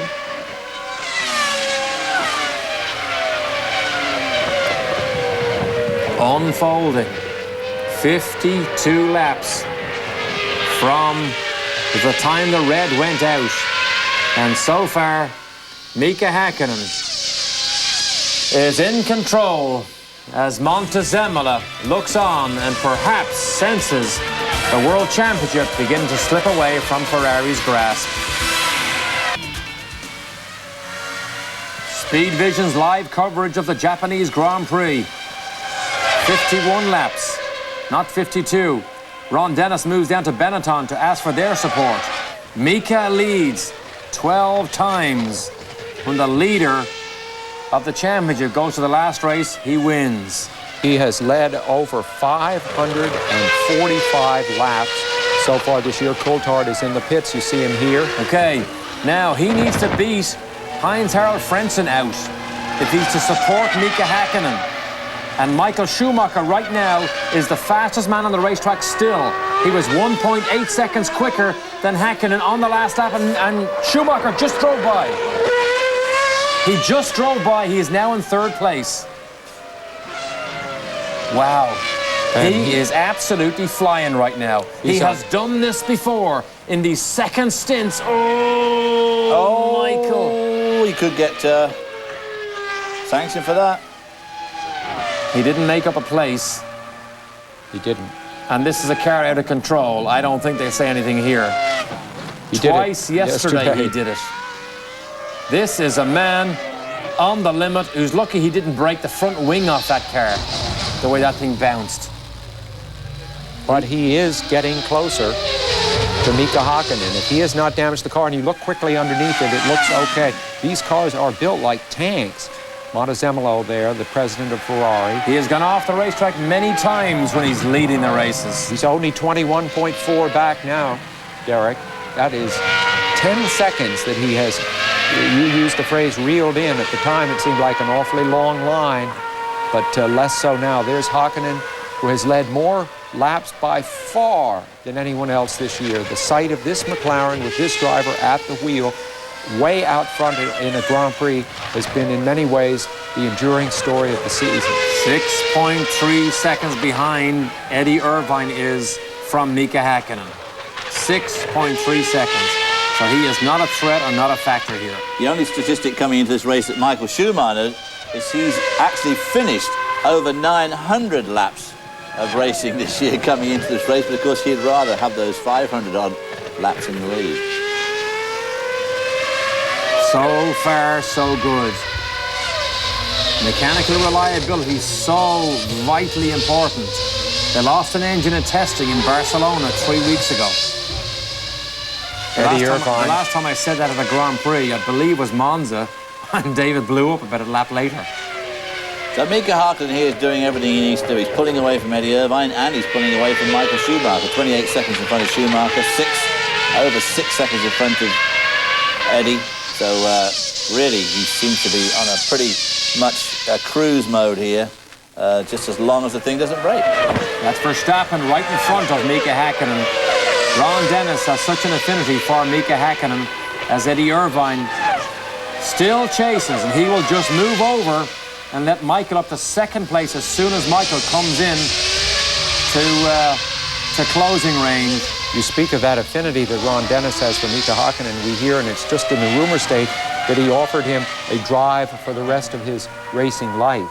But Mika Hakkinen has turned it down. He's only making about $6 million right now, and he probably wants to keep his options well open. And if he becomes world champion, he knows that this man here, who was absolutely all over the place, makes $25 million. Mika Hakkinen thinks he's worth a lot more. But have a look at this here. He is absolutely all over the place. Now, these are newish tyres, don't forget, but they'll be pretty well rooted by the time he's finished abusing them, so not doing them any good at all as he got to. Look at the way he flicks his car around at the last minute. Absolutely all over the place is Michael Schumacher in his chase of Hakkinen. He is running faster. He was patient earlier, but now that he's on the track by himself, we are seeing the most incredible aggression coming from Michael Schumacher. Doubtless the venting of frustration. And let's not lose track of all of the setup that we did before the start of the race. Remember, Michael Schumacher must win this race or finish second. He cannot finish second, lower than second, and have any hope of winning the championship. Well, he's got to score 5 more points than Mika Hakkinen. Hakkinen basically has to go out of the race. Absolutely, he does have to go out of the race. At this stage, the way things have shaped very up. high sustained G-force loading around Suzuka here. You see the camera shots here. Lots and lots of long, fast double apex corners. Well, the track has 8 9 rights and 7 lefts because of the figure 8 configuration, Derek. A very nice balance between rights and lefts. But one of the things that makes it so challenging, the drivers say, is that there are times when you need mechanical traction, and then there are times when you need downforce provided by your aerodynamic package. And it sort of shifts back and forth from turn to turn. Now he's in traffic. Barrichello ahead of him. Track designed by John Hugenholtz from Holland. Also designed Zandvoort, 2 of the finest Grand Prix tracks ever made. Eddie Irvine thinks this track's even better than Spa-Francorchamps. Well, when That's you do Takagi. really well on a track, you generally think it's a great track. Well, he's raced here a lot. I've raced here a couple of times. I mean, this is the ultimate neck stretcher. I mean, it really does just give you the upper body the most incredible workout. And, of course, Michael Schumacher's the boy for that. I mean, nobody. He's built like a brick built you-know-what. So he's very tough and can sustain these incredible speeds all through the race. Mika Hakkinen doesn't look quite so tough, but he obviously is extremely. These boys, led by Takagi, should move out of the way. They should just move out of the way as soon as they see Schumacher. I'm sure they will. Nakano, his mirror's already filled with red. I'm sure the pit has told him, move out of the way. He should be Mind getting you, he some won't blue. have the horsepower to fight off Michael Schumacher anyway. I was just saying he should be getting some blue flags. Because he'll be thinking there for the guy in front. Just in case you don't know, the blue flag, of course, is a flag displayed that says a car is behind you that is much faster. There's Nakano, has a reputation of being a good test driver. Technically very good in this car. Minardi, of course, will have factory-supported Ford engines next year. He moves aside, and Michael goes ahead. Michael's chasing down his teammate, Eddie Irvine. Takagi, of course, is the hometown hero here. Whoa, locks him up big time again into the chicane. Boy, he is just trying to make every ounce of speed into that chicane, which is one place that lap after lap you can make up a tenth or two by very aggressive driving. Now, Eddie Irvine is beginning to close in on Mika Hakkinen. It's now down in the 5s. It was 6.5, 6.9 for the last couple of laps. Now it's in the 5s. So Eddie Irvine beginning to eat into Mika Hakkinen. Whoa! Right, Look at that. the gap is up, though, back to Schumacher. That's because of the traffic here. Yeah, he lost all that he had gained. He had gotten to within 22 seconds. He's now back at 28 seconds. The frustration of the problem at the start. If anybody was not with us at the start, Olivier look at Jarno how- Trulli stalled. He went to the back of the grid. And then Michael Schumacher, we think, stalled and caused a second yellow and went from the pole all the way to the back of the grid. Made up 12 positions in the first lap alone. And incidentally, Speed Vision has structured this broadcast in such a way you've seen one set of ads. There'll be only one more between now and the end of the race. So fantastic. You're going to see all of the action between here and the end virtually. Mika Hakkinen looking the epitome of smoothness going through the chicane there, but of course he is under absolutely no pressure at all. So he's driving very conservatively, I'm sure, to try and keep this car together. We keep on saying it's unreliable, but quite honestly, the McLaren this year has not been that unreliable, just a couple of times. Two times for the Ferrari as well, for that matter. Here's Coulthard. Boy, it is Australia all over again, you guys. I mean, Mika Hakkinen just effortlessly, apparently controlling the race, not driving anywhere nearly as hard as he has to. Look at David, misses the apex on the right-hander there. Miserable. Fourth When you place for David Coulthard. Now remember, we're just over halfway, lap 26. Just gone by, so we are just over halfway.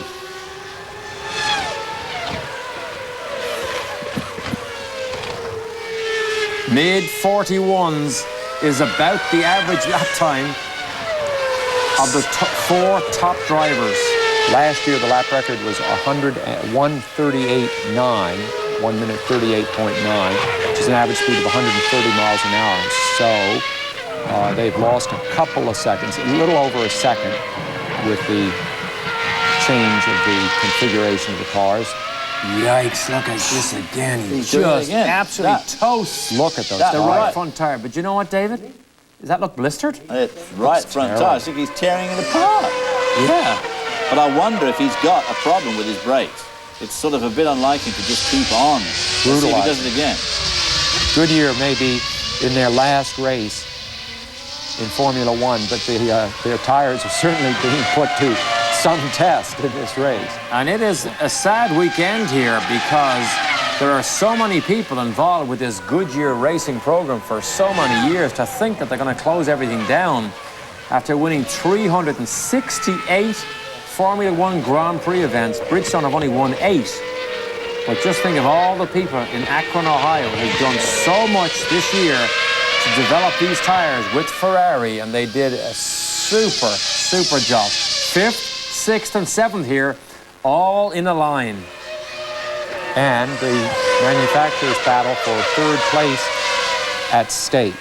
Yeah, Williams has 2 cars, and Jordan has 1, and Jordan desperately needs the big points. Not looking good for Eddie Jordan. Jordan, you know, said that, boy, oh boy, I'd really love to come 4th or 3rd. They're running 5th going into this race. Obviously now up to 4th because they're way in front of the 2 Benettons. But they would like to get around the Williams. If they could snatch that 3rd place, it would be unbelievable. And don't forget that up to what, Britain, they hadn't scored a point at all. At the halfway point, they hadn't scored a point, and now they're duking out for 3rd. I mean, that's pretty good. okay, this could be. Irvine's coming in on lap 28. We're now doing lap 27, so he should be coming in momentarily, just 6.5 seconds behind Mika Hakkinen. So is he going to come in fact, on this lap? The window for pit stops has always been big here. Irvine does peel off. Yeah. Remember, Damon Hill stopped on lap 14, as did Alexander Wurz. Villeneuve went to 18, Michael Schumacher 16, and Mika Hakkinen went 18, so 2 laps difference between Schumacher and Mika. Clear the decks here for Michael. Get Eddie in, get him out. 7.7 was the last one. 6.5. Good one. Pretty good for young Edmund. Irv the swerve. Here comes Here's Michael. Now, Eddie's got fresh tires. We presume he can run hard. And we certainly know that Schumacher's tyres are anything but fresh. I mean, I've never seen any tyres. That right front must be complete junk. Tortured it. Tortured. Tortured it. I love the way you say tortured. Barbecued it. Torn to shreds. This is the corner where Eddie did that incredible pass last year around the outside of Villeneuve and Schumacher. What might have happened, boys, if Michael had not stalled on the line? As of now, he has set the fastest lap of the race. Fastest lap in the morning warm-up this morning. Fastest lap in qualifying yesterday. What might have been. He would be leading the race, and Mika Hakkinen would still be beating him in the championship because Yes. Mika Hakkinen would be Good running point. 2nd. Good point. Absolutely. Down to the spoon. But he would be leading the race. Mika Hakkinen would be lying 2nd. But he would have in the back of his mind, if Mika Hakkinen drops out or has a problem, I am going to win this championship. Now, in the position he is, if Mika Hakkinen drops out, he's still going to be... He has a chance. He's got a bit of He a... has a but definite he's chance. got to drop out. Oh, yeah. Never But remember. that situation prevailed in either scenario. And Eddie Irvine's running 2nd, so all he's got to do is park the thing. Yeah. And suddenly Michael does have enough points, if that scenario did develop. In many ways, the race, even though it's so dramatically different looking and different in its feel than we thought it might be, it's actually all the same arithmetic of pains. The real arithmetic. And Schumacher still is in the same position he was before all the scene at the start. Hakkinen has got to drop out. And basically, Schumacher is going to do what he has to do today, despite everything. Right now, Hakkinen is the only one of the front runners that matter that still has to make his pit stop. So he has run long and hard at the front. Takagi in the Tyrrell. In the Tyrrell. Locks the brakes. You're watching history here, everybody, because 30 years of history with the Tyrrell team here. 33 wins, 19 poles, 451 Grand Prix. And Ken Tyrrell's team will be no more after this weekend. What a great innovative team that was, too. The high nose that we see came from Tyrrell. The band X-Wings that we saw earlier, Ferrari Trident, came from Tyrrell. And who could ever remember the six-wheel car came into it, yeah. One thought quickly, gentlemen, as we talk about Tyrrell. The quick stop by Eddie Irvine is kind of intriguing, and there are those who think that perhaps he may be running a light fuel load and headed for a three-stop strategy after all, in a desperate effort to get to grips with Hakkinen. In other words, Ferrari not having given up yet. Maybe. I mean, that was a 6-second stop. Right now, he's got 20. And Irvine just did a seconds. 40.9, which is as good as anything we've seen. And he's 24 seconds behind and running faster. Yeah, and Hakkinen's stop is coming up. Very interesting. Now that gap down to 25.6 seconds. He can stop and go, and there you see the lap time. Look at that there. Look at Schumacher's, the regularity of Schumacher once he's in the clear. Look at that, only 0.3 of a second differential over those 3 laps. Like he was at Nürburgring just Those 5 first weeks ago. He did 9 laps in a row with 0.8, I think. within about 800. Yeah. Incredible. And that was at the start of the race. And that kind of regularity with the damage that he's done to the tires is even more exceptional. Yeah, it's a miracle. Whoop. Takagi in front of his home crowd. He's obviously hit somebody. Oh, one of the Minardis. What happened here? That would be the very ignominious end of the Tyrrell Racing team. And right Esteban there. Tuero had no business Doing that. doing what he just did. The safety car is out. Takagi, Unbelievable. This is a Takagi huge. got, Wait a minute. Takagi got mugged from the back. Will we? Oh He no! knows Oh it. no! The question. It isn't necessarily coming out. Question raised. Very bad mistake there, and of course that was the sort of mistake that we saw ample opportunity for Schumacher to have made early on in the race, and of course it just You know no what? hope, absolutely no hope. Takagi is absolutely right what he just did there. Tuero had no hope. Uh-oh, somebody broke. Puncture. Yeah. Michael. Tire. It's not broken. Destroyed a tire. He can't make it back. The World Championship is over. The World Championship is over.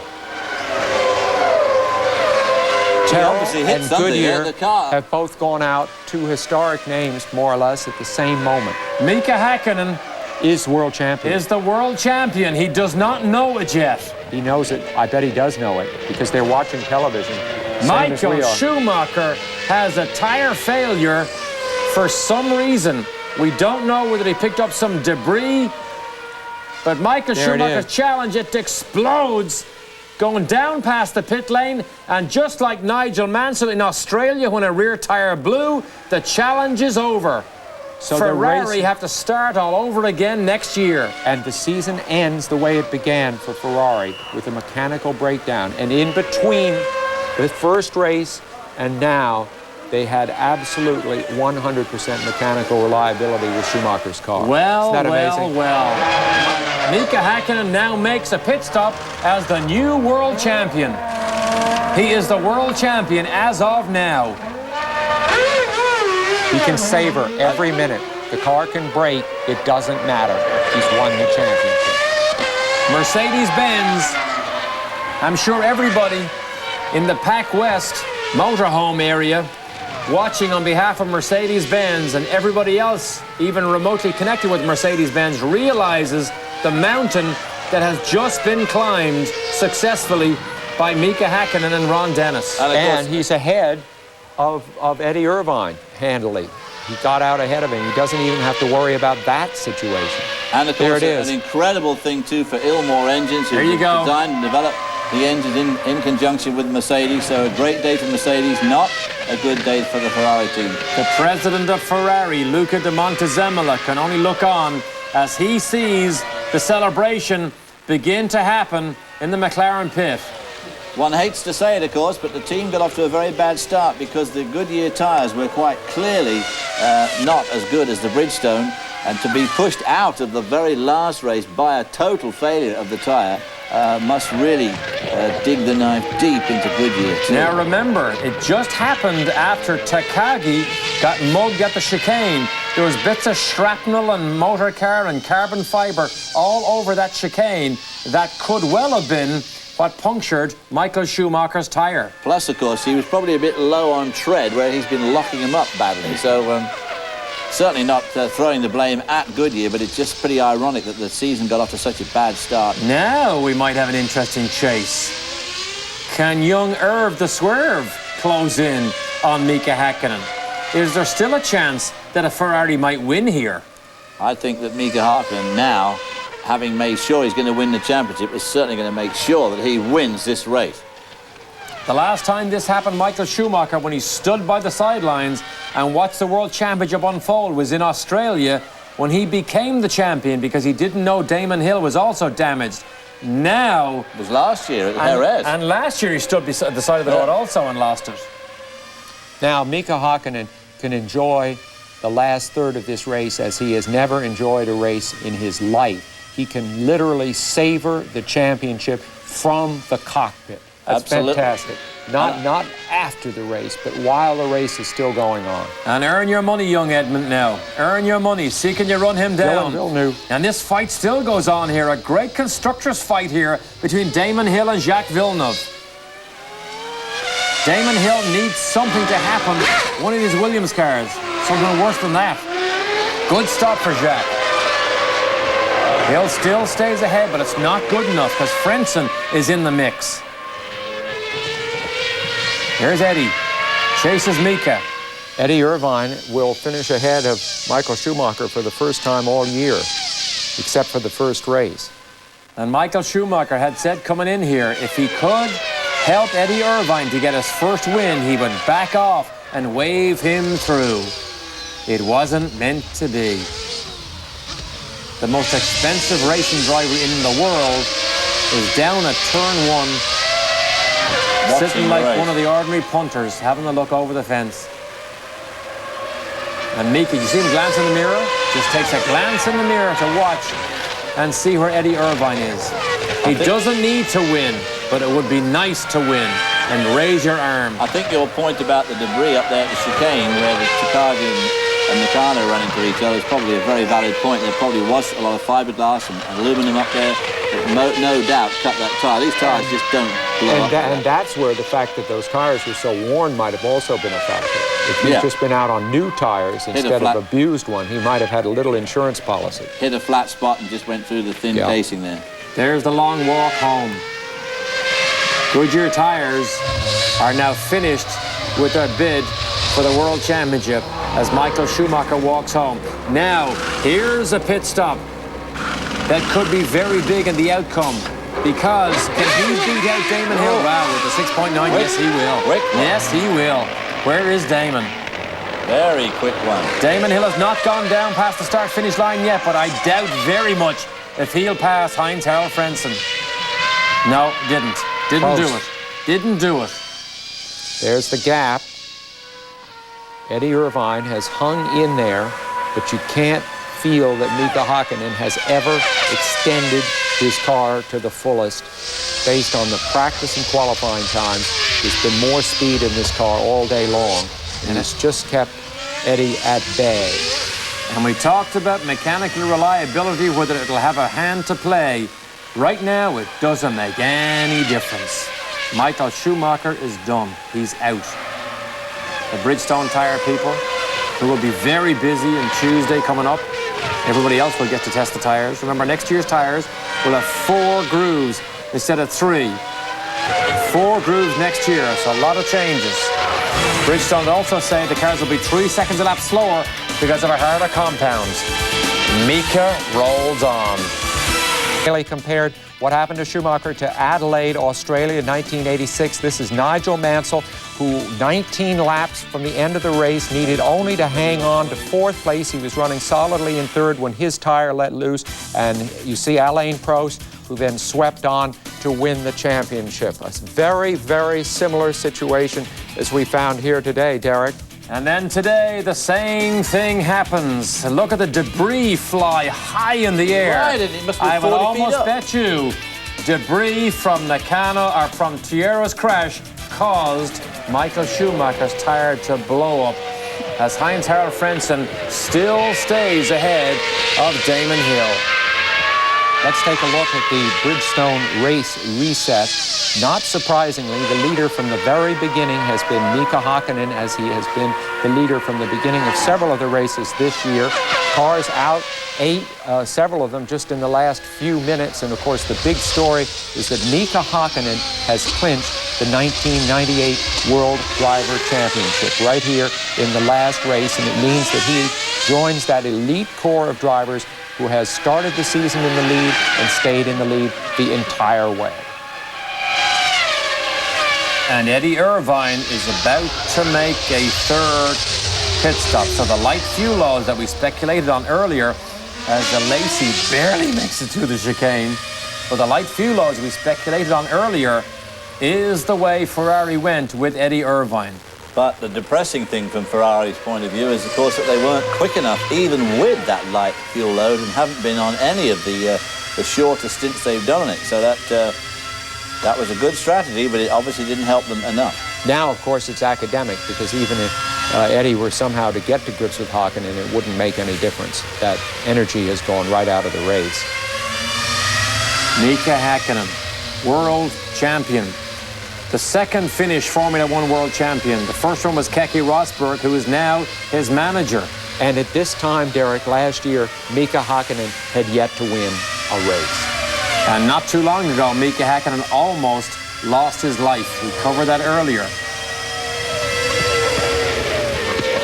The McLaren Brain Trust, so proud. The way this championship really turned around 5 weeks ago at the Nürburgring in the Luxembourg Grand Prix, when Steve Hallam on the right side of that picture as we looked at it, one of the engineers for Mika. He was also Michael Andretti's engineer in Michael's brief stint at McLaren in 1993. I'm sure Michael doesn't want me to remind him of that. this is Adrian Newey's day also. Remember, he moved from Williams to McLaren, putting final touches on this design. The brilliant aerodynamicist Adrian Newey, who incidentally worked with Michael Andretti years back, and now is the brains behind much of the McLaren, and a very formidable gentleman who gets paid, incidentally, a great deal of money. Not only drivers make money in Formula One these days. There weren't many technical updates on this car, the McLaren car, when it came here. Not that they would tell anybody. Just slight modifications here and there, nothing largely visible. Most of the work, we believe, was done on the tire development. They only did half the running that Ferrari did between the last 5 weeks. But Ron Dennis said in a quote earlier, they rather do quantity than quality than quantity testing. Well, I'm sure that Ferrari thought their testing was not only quantity but was quality as well. But I mean, tremendous amount of work gone into that. Ferrari. Mika Hakkinen comes in. Here's David Or even Coulthard. David Coulthard even. The amazing David Coulthard. I say amazing because he just has not been on the pace here. He hasn't been on the pace for a number of races now. He seems to have had the stuffing knocked out of him somehow. By Mika Hakkinen. You're right. Mika Hakkinen, yeah. Let's get this clear here. They started out the season as equals. Mika Hakkinen has outdriven David Coulthard. I mean, David Coulthard, because he's English, continues to get terrific press from the English biased press, in my view. He has been shown the gate by Mika Hakkinen. The fatal thing happened.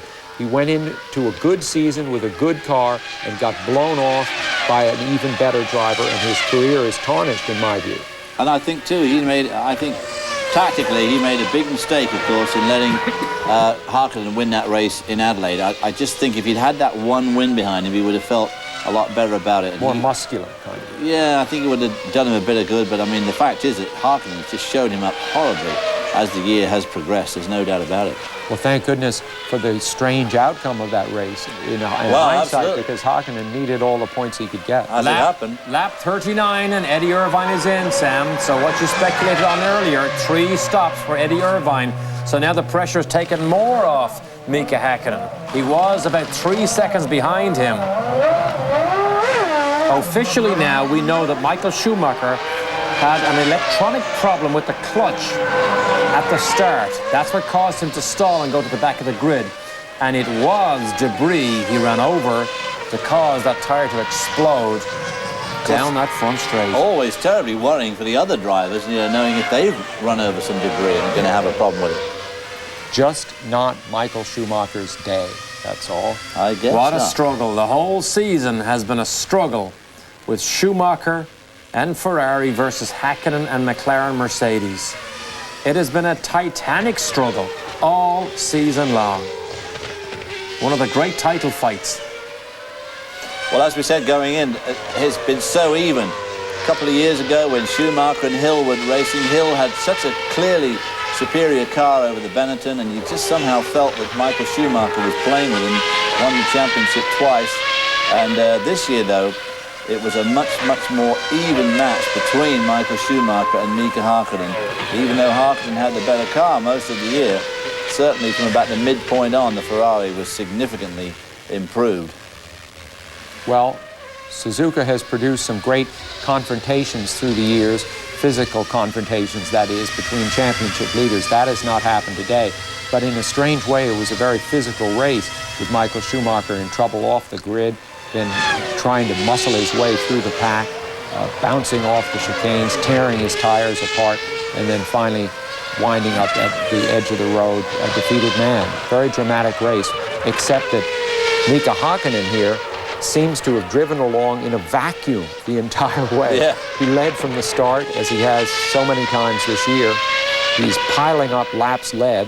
He has led well over 60% of the laps of the season.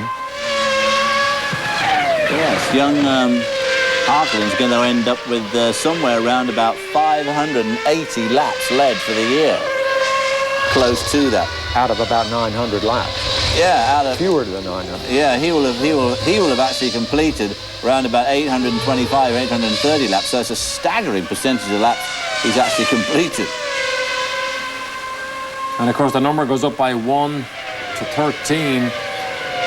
That is the number of times the leader coming into this last race goes away with the World Championship. Don't forget, the first Japanese Grand Prix of the modern era for Formula One cars was back in 1976. Who won that? In the rain at Fuji? Mario Andretti in the Lotus. And it was raining. It was really bad rain. And that was the year James Hunt became world champion because Niki Lauda pulled out because he just said it was too dangerous. Well, it was too dangerous for Niki Lauda because he was still recovering from that accident at the Nürburgring and he couldn't blink his eyelids. They were burned so badly, so it was a special case for him. The first race here was in 1987 when Berger won in a Ferrari. Suzuka seemed like a Ferrari track at that point. It seemed like one at this time yesterday when Schumacher had the pole so decisively, and it was Mika Hakkinen who was in trouble, running wide, almost writing the car off in qualifying. It was that close. Now, today, just as at Germany 5 weeks ago, fortunes of qualifying completely reversed. And look at our fight here, 4th, 5th, and 6th. Frentzen, Hill, Jacques Villeneuve. Right from the opening lap, these boys have been going at it hammer and tongs. Frentzen withstands the pressure here. Another driver who knows this track better than most, did 2 years of Formula 3000 here before he got the call from Sauber back in 92 or 93, I believe. So he is hanging on to constructor points here for Williams that will hold that 3rd place away from Eddie Jordan's team. A particularly ironic bunch, this, of course, because Heinz-Harald Frentzen was taken in to replace Damon Hill, who Williams didn't think was good enough, even though he was the world champion. Damon Hill won the world championship from Jacques Villeneuve, who's following right behind him. As soon as Damon Hill had left the team, Jacques Villeneuve won the championship, and now the circle has gone full circle again, and next year, of course, Heinz-Harald Frentzen will be joining Damon Hill in that yellow Jordan. So all those guys are all very intimate with each other and know each other incredibly well. And, of course, next year we'll get to know each other even better. And of course, great American interest next year when we watch Chip Ganassi's current driver, Alex Zanardi, move over to join this Williams team. We will watch him intently because he has become so popular in America after his 2 championship wins here. But this is a great fight here, a great fight at the end of a season that is largely regarded as the worst season Williams has had for many, many years, discounting the early seasons when Frank was on a wing and a prayer. And, of course, one wonders if Eddie Jordan is telling Heinz Harald Frentzen now, if you want to get a good car next year, you better let my man through to try and get those vital points. I don't think so. I don't John think so Todd, either.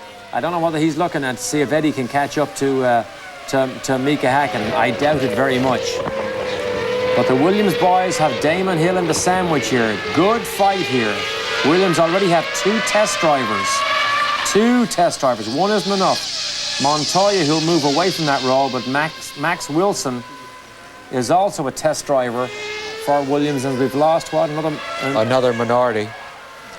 It's got to be Shinji Nakano. Nakano was the only guy left for minority. So both Japanese boys are done for the day. Obviously got some sort of failure, just pulled off there on the grass in the S curve section. Just drag him out of the way there. If Damon Hill continues where he is and finishes where he is, I think he's going to get enough points to put them into 4th.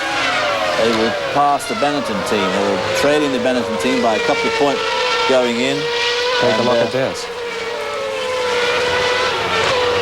So Yes. Jordan will clinch that 4th position because Jordan had a win with Damon Hill at Spa.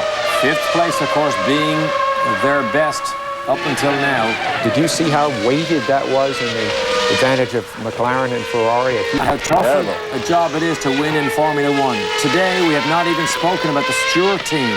Jackie Stewart, the might of his commercial backing, the knowledge he has about Formula One, builds a team that's absolutely nowhere.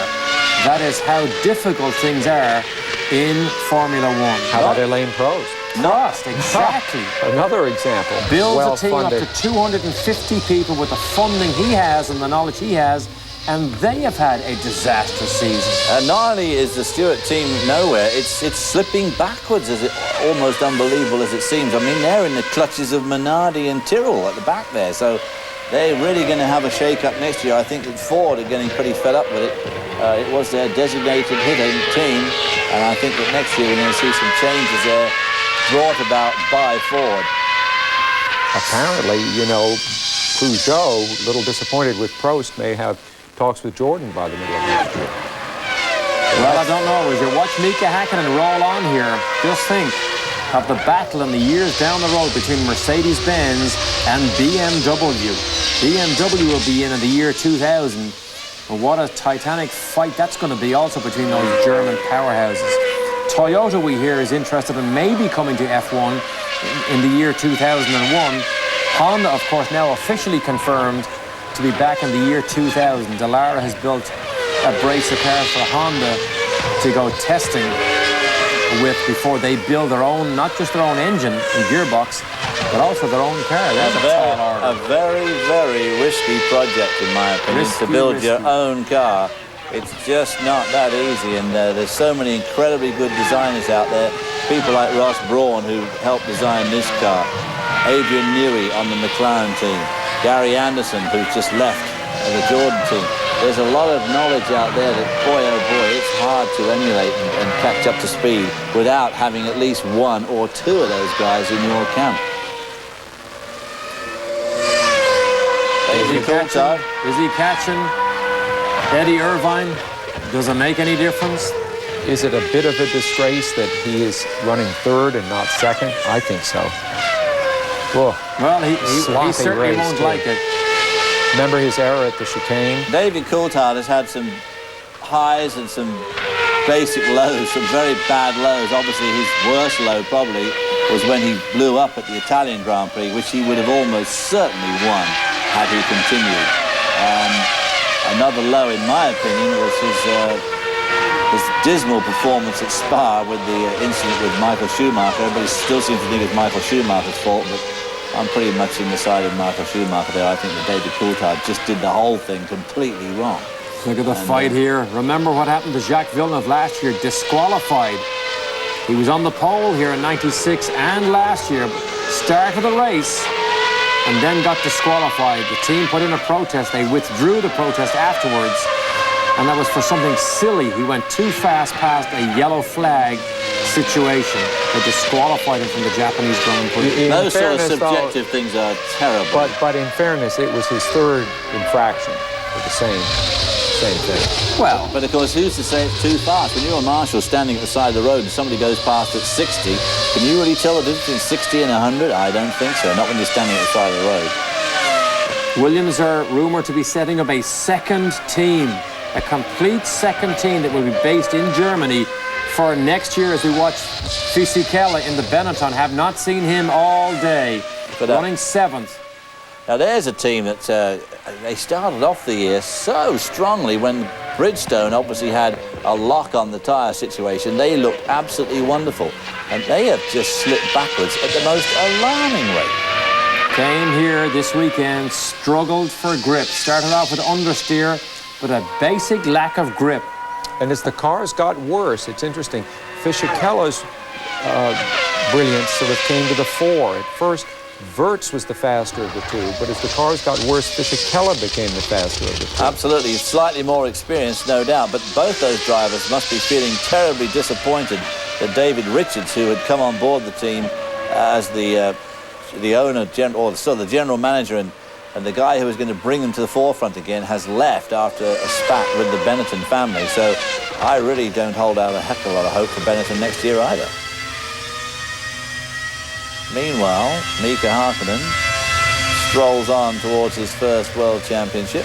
30 years 25 old. seconds in front of his teammate. Yeah, it doesn't make much difference, but Eddie Irvine was 3 seconds a lap quicker than Hakkinen on that last lap. But Mika just has to be careful now. He just needs to be careful to take home a win in addition to a World Championship. This, of course, will bump his win total to 9, 8 of which have been scored this year. And in a single season, that puts him pretty close to the top of the tree. In fact, second behind Nigel Mansell with 9 in 92 and Michael Schumacher with 9 in 1995. So our man will be there third, joining Ayrton Senna, who had 8 in 1988. You know, one of the biggest problems Ferrari had this time last year, they had 1 million baseball caps and T-shirts made saying Michael Schumacher as the 1997 world champion. Oops. I wonder, did they make any for this year? Maybe there's 2 million. 2 million got rid of. Got to be discarded. How do you see next year? Do you think Ferrari will be able to do it, or do you think? Remember, McLaren everybody is on the same tires next year. That will even, I think, the playing field to a large extent, because undoubtedly McLaren had the advantage with Bridgestone tires earlier this season. And I think they'll have a bit of an advantage early next season, having used Bridgestones all of this year. I can't help but believe, even though we've got 4 grooves on the front tyre next year instead of 3, I can't help feeling that their data bank will be much more complete than Ferrari's. I know Bridgestone are probably going to help everybody the same, but I would think that McLaren and Bridgestone will have a little bit of an advantage to start with. And there's no doubt about it that the McLaren car, still to me, even today and yesterday in qualifying, it just looks somehow, it looks so good compared to everything else. I think that Eddie Irvine and Michael Schumacher have to drive at 110% all the time to get what Hakkinen and Coulthard get by driving at 100%. I still say that, David, I agree with you, but I still say that underrates what Hakkinen has done throughout the year, because I really believe that, after all, if the championship had been left to Coulthard to win, he would not have won it. So, in other words, the McLaren is not good enough for David Coulthard to become world champion. Well, that's true, you see too. what I mean? Yeah. So, I mean, I really think that Hakkinen has managed to make the car look, I mean, it's a great car, but he's made it look good with a combination of aggressiveness, but tidiness that is just the hallmark of his style. Very Prost-like approach to driving. Yeah. Undoubtedly, Luxembourg was a race where Mika Hakkinen went up, I think, in the estimation of many, many people, because he was so good and so fast and so mistake-free when he really was under intense pressure. And that was when Mika Hakkinen, to my mind, almost became world champion in Luxembourg. Well, Ron Dennis said it was the most important race win ever in the history of the McLaren organization. And, you know, when you see what's happened today, you realize how wise that was, because it was really at that point that Schumacher realized he could be beat, and the season turned back in McLaren's favor. The momentum that Ferrari had managed to build up was reversed. And Schumacher looked like it too when he was on the podium that day. I mean, he just looked shocked. Shell-shocked. Yeah, because he just knew that he had been beaten. They'd tried their best shot. He was on the pole. Even their tactics, which had been absolutely exemplary up to then, let them down. And the McLaren team and Mika Hakkinen pulled one over them for a change and went on to win the race. And it was an incredible race by Hakkinen. Also an incredible race by Michael Schumacher, even though he finished second. And when Ron Dennis says something, you listen, because any man who has in his closet clothes in graduated degrees of grayness and always rearranges them so that the lighter grays are at one end and the darker grays are at the other. But the fact that is a man to respect. The fact that they're grey makes me just worry a little bit about him. Well, his cars are gray, too, right now. Silver gray. Maybe he has a red tie, just a tiny little red tie. Little red dots. Yeah. Very discreet red dots on a dark grey background to go with his slightly grey suit and his obviously very light grey shirt. So every member of the Mercedes-Benz board of directors is probably about to pop the champagne corks right now, because when Mercedes-Benz came back to Formula One racing, you can't come back and run at the front and win a couple of races. You only consider yourself a success if you win the World Championship. And this car has had a lot of trouble. Last year, they had a lot of blow-ups in the engine department. The oil and air didn't mix properly. They got air bubbles in the oil system, blew up a lot of the engines. But they have been pretty reliable this year. And you hear so much about globalization these days. Everything is global. You know, we're going to have a global economy. The global economy is changed by what happens in Asia or whatever. But you look at that Mercedes team, and obviously it's basically a British car. Just look at this battle here. Jordan there, Damon Hill trying to get around Heinz-Harald Frentzen.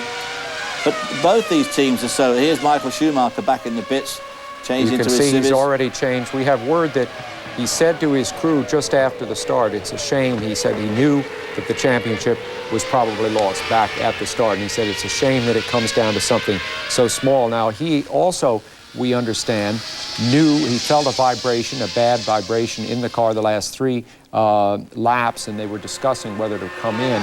Apparently, there was not a conventional puncture. It was an explosion, he said, an explosion. It looked like it. Not caused by the chicane, in other words. That debris was 40 feet in the air. But to go back to the globalization, the engine on this car, the Mercedes engine, designed and built in England by a British firm with a Swiss at the head of it. Of course, Japanese tyres. The Ferrari is on American tyres, an Italian car. And Montezomolo the other day was saying how much he liked being involved with the Italian team. It was a strictly Italian team. And of course, Ross Brawn and Rory Byrne, who are two of the chief architects of the team, you couldn't get much more English than those two. So all these teams incredibly globalised. And of course, next year, or the year after next, when BMW are going to join Williams, and obviously they'll be on Bridgestone tyres unless somebody else comes in at that stage. So very, very much a world championship, this race here that we're seeing, this whole championship. Very much a world championship. You can see the flags beginning to get waved for Mika Hakkinen. The Finnish flags are all around the racetrack here, and look at this. They came a long way, halfway around the world, 5 weeks since the last Grand Prix. There's the Bridgestone tire people. Everybody deserves a round of applause here, not for what they did today necessarily, but this team has been the dominant team all season long. They've had bad luck. They almost let this World Championship slip away several times. They lapped the field in Australia in the opening round of the World Championship, and then they almost let it slip away as Ferrari and Michael Schumacher and Goodyear created this enormous struggle which has been the focus point of Formula One all this year, and one of the best fights we have seen for many years. And it comes down again to the speed and the reliability of Mika Häkkinen, the McLaren, and the Mercedes-Benz. What was that car we just saw going across the grass?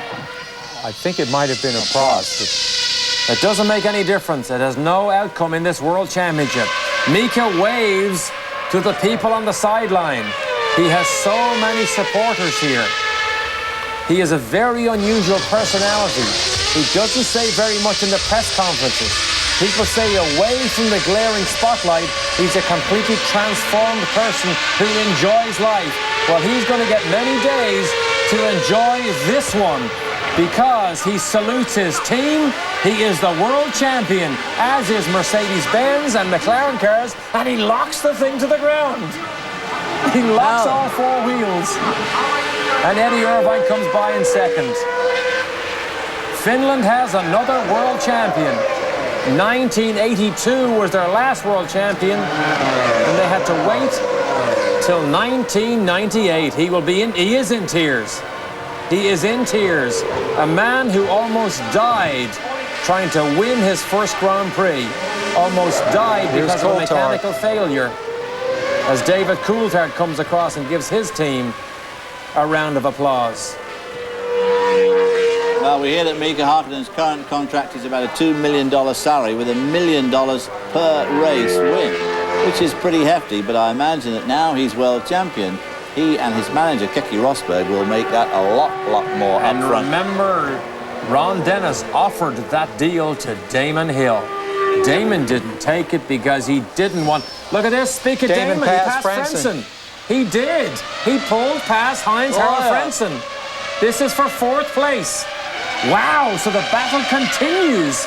And Frentzen's career with Williams ends in ignominy. Isn't that incredible? Absolutely. Damon Hill, the oldest man in Formula One at 38 years of age, pulls off an incredible pass at the end of the Grand Prix. And Suzuka is good again to Damon Hill, where he has, of course, won this race. Fourth in the Constructors' Championship now. Damon Hill can be very happy with himself. Not quite enough points there by that position change to get third for Constructors Jordan over Williams, but very close behind. A moral victory, to say the least, when you consider the points that Jordan racked up in the second half of the career of the season. Absolutely, hadn't got any at all at Silverstone. These cars were so heavily modified for this season. Lots of controversy when they went to a narrow track, less downforce on the grooves in the tires. Dr. Harvey Postlethwaite, there is that Ron? No, that's Mansour Ogier. Mansour Ogier, who was one of the partners of McLaren. He was one of the partners at, one of the sponsors at Williams when I was there in 1982. And Mika Häkkinen, seat belts are off. Is that illegal? This is a lap he does not want to have end. What a Mika marvelous Häkkinen. moment to be in your racing car, sweaty, tired at the end of the race, but victorious. A terrific sense. Boy, oh boy, what a sense. Sensation. Yeah. He's got the belts off so he can get himself out of the car and wave to the crowd. And so he should. And so he should. Just got married this year, right after the Grand Prix of Monaco. Monaco, in many ways, I think, was a turning point for him. He'd won races before that, of course, and in fact was on the way to the championship. But Monaco, the greatest of all the Formula One races, was the moment that Mika Häkkinen really felt that he had entered the history books. Believe it or not, Michael Schumacher said this weekend he had a premonition that he was going to win his third world championship. And he sounded confident when he said it. Well, and he was wrong. And he was wrong. Here's Eddie Irvine. Don't believe in them premonitions himself. Reasonable run by Eddie Irvine. We say reasonable, it's pretty good to end up on the podium. And there's the flags of Finland. They have sold more Finnish flags this year than any year in the past, as Mika Häkkinen has driven this steamroller to success. Look at this here. There's your world champion. No, that's David Coulthard. Yeah. They're waiting for Häkkinen. Michael waiting for Häkkinen. That's a nice gesture. Well, at least we assume Häkkinen went to Michael Schumacher on the grid. He walked up to him and shook hands. Now the roles are reversed. Schumacher will walk to Häkkinen and greet the new world champion. Here he is. And don't think for a second that that's easy for Schumacher. Not easy at all, but he remembers that great gesture that Mika Häkkinen made as the race started. Here Here's comes Eddie. Eddie Irvine to congratulate him. Look at this here. That's a picture. 1991, the last time McLaren won the World Championship, we saw Nigel Mansell do that same thing. Wait in Parc Fermé for Senna. David Coulthard. Not the best of friends, but good teammates.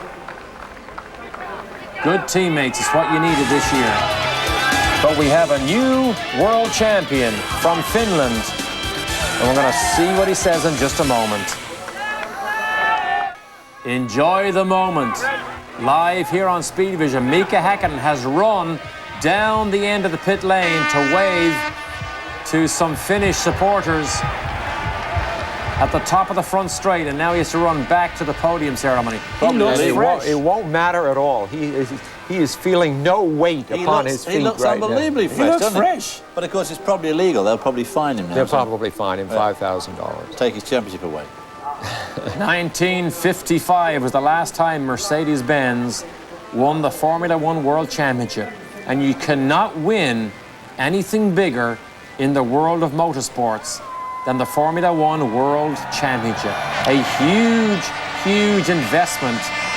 And the driver that year was none other than Juan Fangio. And the second driver on that Mercedes team was Sterling Moss. So that's the kind of history that these gentlemen have now become And of course, part of. last week they won the World GT Championship. Yeah. They had won it before that, but they finally locked it up at the final First race. time. So pretty good week for Mercedes Racing, one way or Yes, another, it I'd is. say.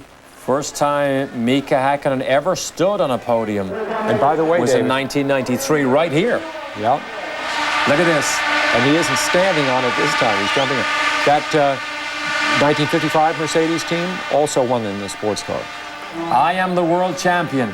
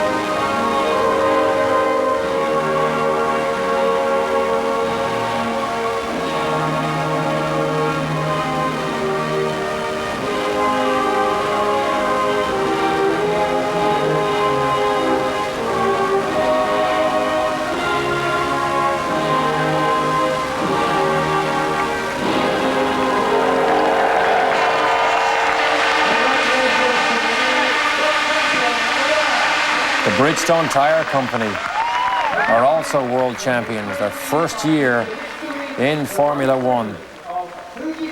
What a fight. What a fight that has been all year long. Well done, Kamika. Second year in F1. The winning constructor and the team constructor of the championship this year, team principal of West and McLaren Mercedes. The trophy also presented by Mr. Mitsui, Vice President of Fuji Television. Well done to the whole McLaren team. That's the voice of Bob Constanduros, that you hear announce the presentations, who travels with the Formula One circus to every racetrack. I think Mika Hakkinen may finally learn how to show some emotion, don't you think? Eddie doesn't look too impressed. Well, Eddie Irvine's had a good year. He's been on the podium a lot of times. At the beginning of the year, he was up there all the time. He's been second once before. That was in France, but of course that was different because Schumacher won. He's had a bunch of thirds. But I don't think it's a day that Eddie Irvine can take a lot of pride in, just at the moment. Ron, stay there and take the shower. Take the shower. Stay there, take the shower. Take it like a man, Ron. I don't think it's a day that David Coulthard can be particularly proud of either. He seems very happy. He does, yeah. Well, he's part of the World Championship. What a waste of good champagne. Yeah, I think there'll be some aquavit drunk tonight. Yeah, I think so, yeah.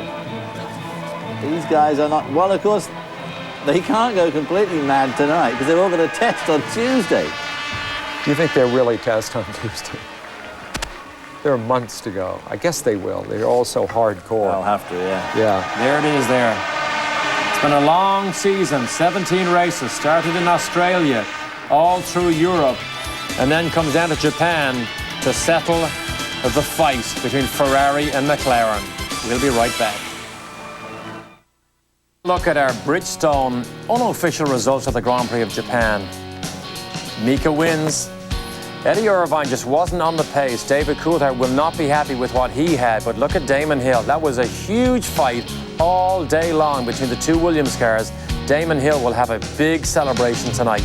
How satisfying for him to beat his previous team. And, of course, his new teammate, Heinz-Harald Frentzen, will be joining him next year. There you see the rest of the results. Minardi, Michael Schumacher down there in 14th. Takagi and Tuero, who are off there at the chicane. Pedro Diniz, the first man out. And Ralf Schumacher, second man out, with a huge blowout right in front of the pits. If he'd finished where he might have done, Jordan just might have snatched that third position in the championship. And have a look at this here. They're still there. Finish flags waved. They saw a good race today. They saw a hard race. Of course, these people here who were on the front straight saw Michael Schumacher blow that tire down that front straight. And there's the Constructors' Championship. We'll have a look at those later on also, but we know that the Jordan team did clinch that fourth place, their best result ever in Formula One. Fifth place was their best result in the past. See one Irish flag there. But Eddie Jordan's team can be reasonably happy with what they did, considering, was it the British Grand Prix? After the British Grand Prix, they didn't have a single World Championship point? Single point. And, of course, they had an uprated engine. They made some changes. And, of course, they also benefited from the amount of work that Goodyear did. 1998 World Champion, first place in the Japanese Grand Prix. Eddie Irvine, second, and David Coulthard, third. Mika, how does it feel to be World Champion? I don't know where to start to tell my feelings. What does it feel like? Since starting Formula One 1991, it has been a fight every year, trying to maximize the result personally and always for the team.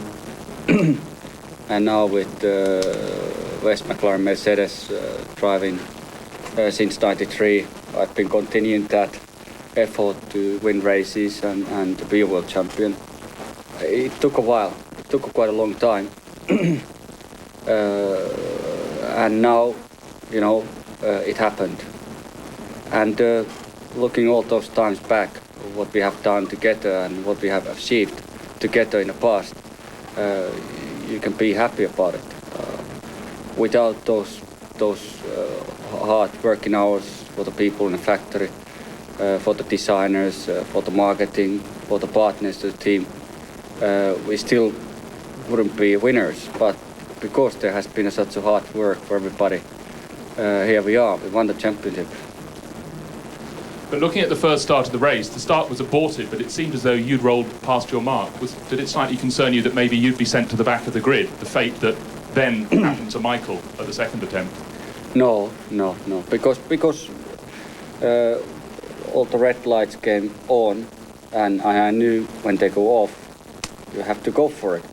Well, It didn't go off. they didn't go off, but the yellow light started flashing, and it was, you're so hyped up for the start, so I still went for it, and immediately I saw it was the start. It was stopped, so I was not worried about it. But then when Michael stalled at the second attempt to leave the grid, did that feel an enormous release of pressure for you? Yes, it did.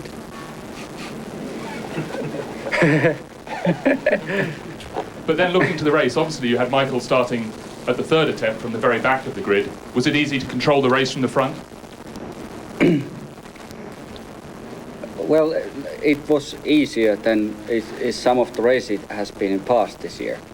It has been more difficult situations than this Grand Prix, but obviously already this morning the pressure what was on myself, it was disturbing a little bit my performance, and which is, I would say, very much normal. But then in a race I calmed down quite a lot, and it was quite easy to control the situation. It was not too difficult. I would say the team played a big part of that information to letting me know exactly what's going on, where the Eddie is and what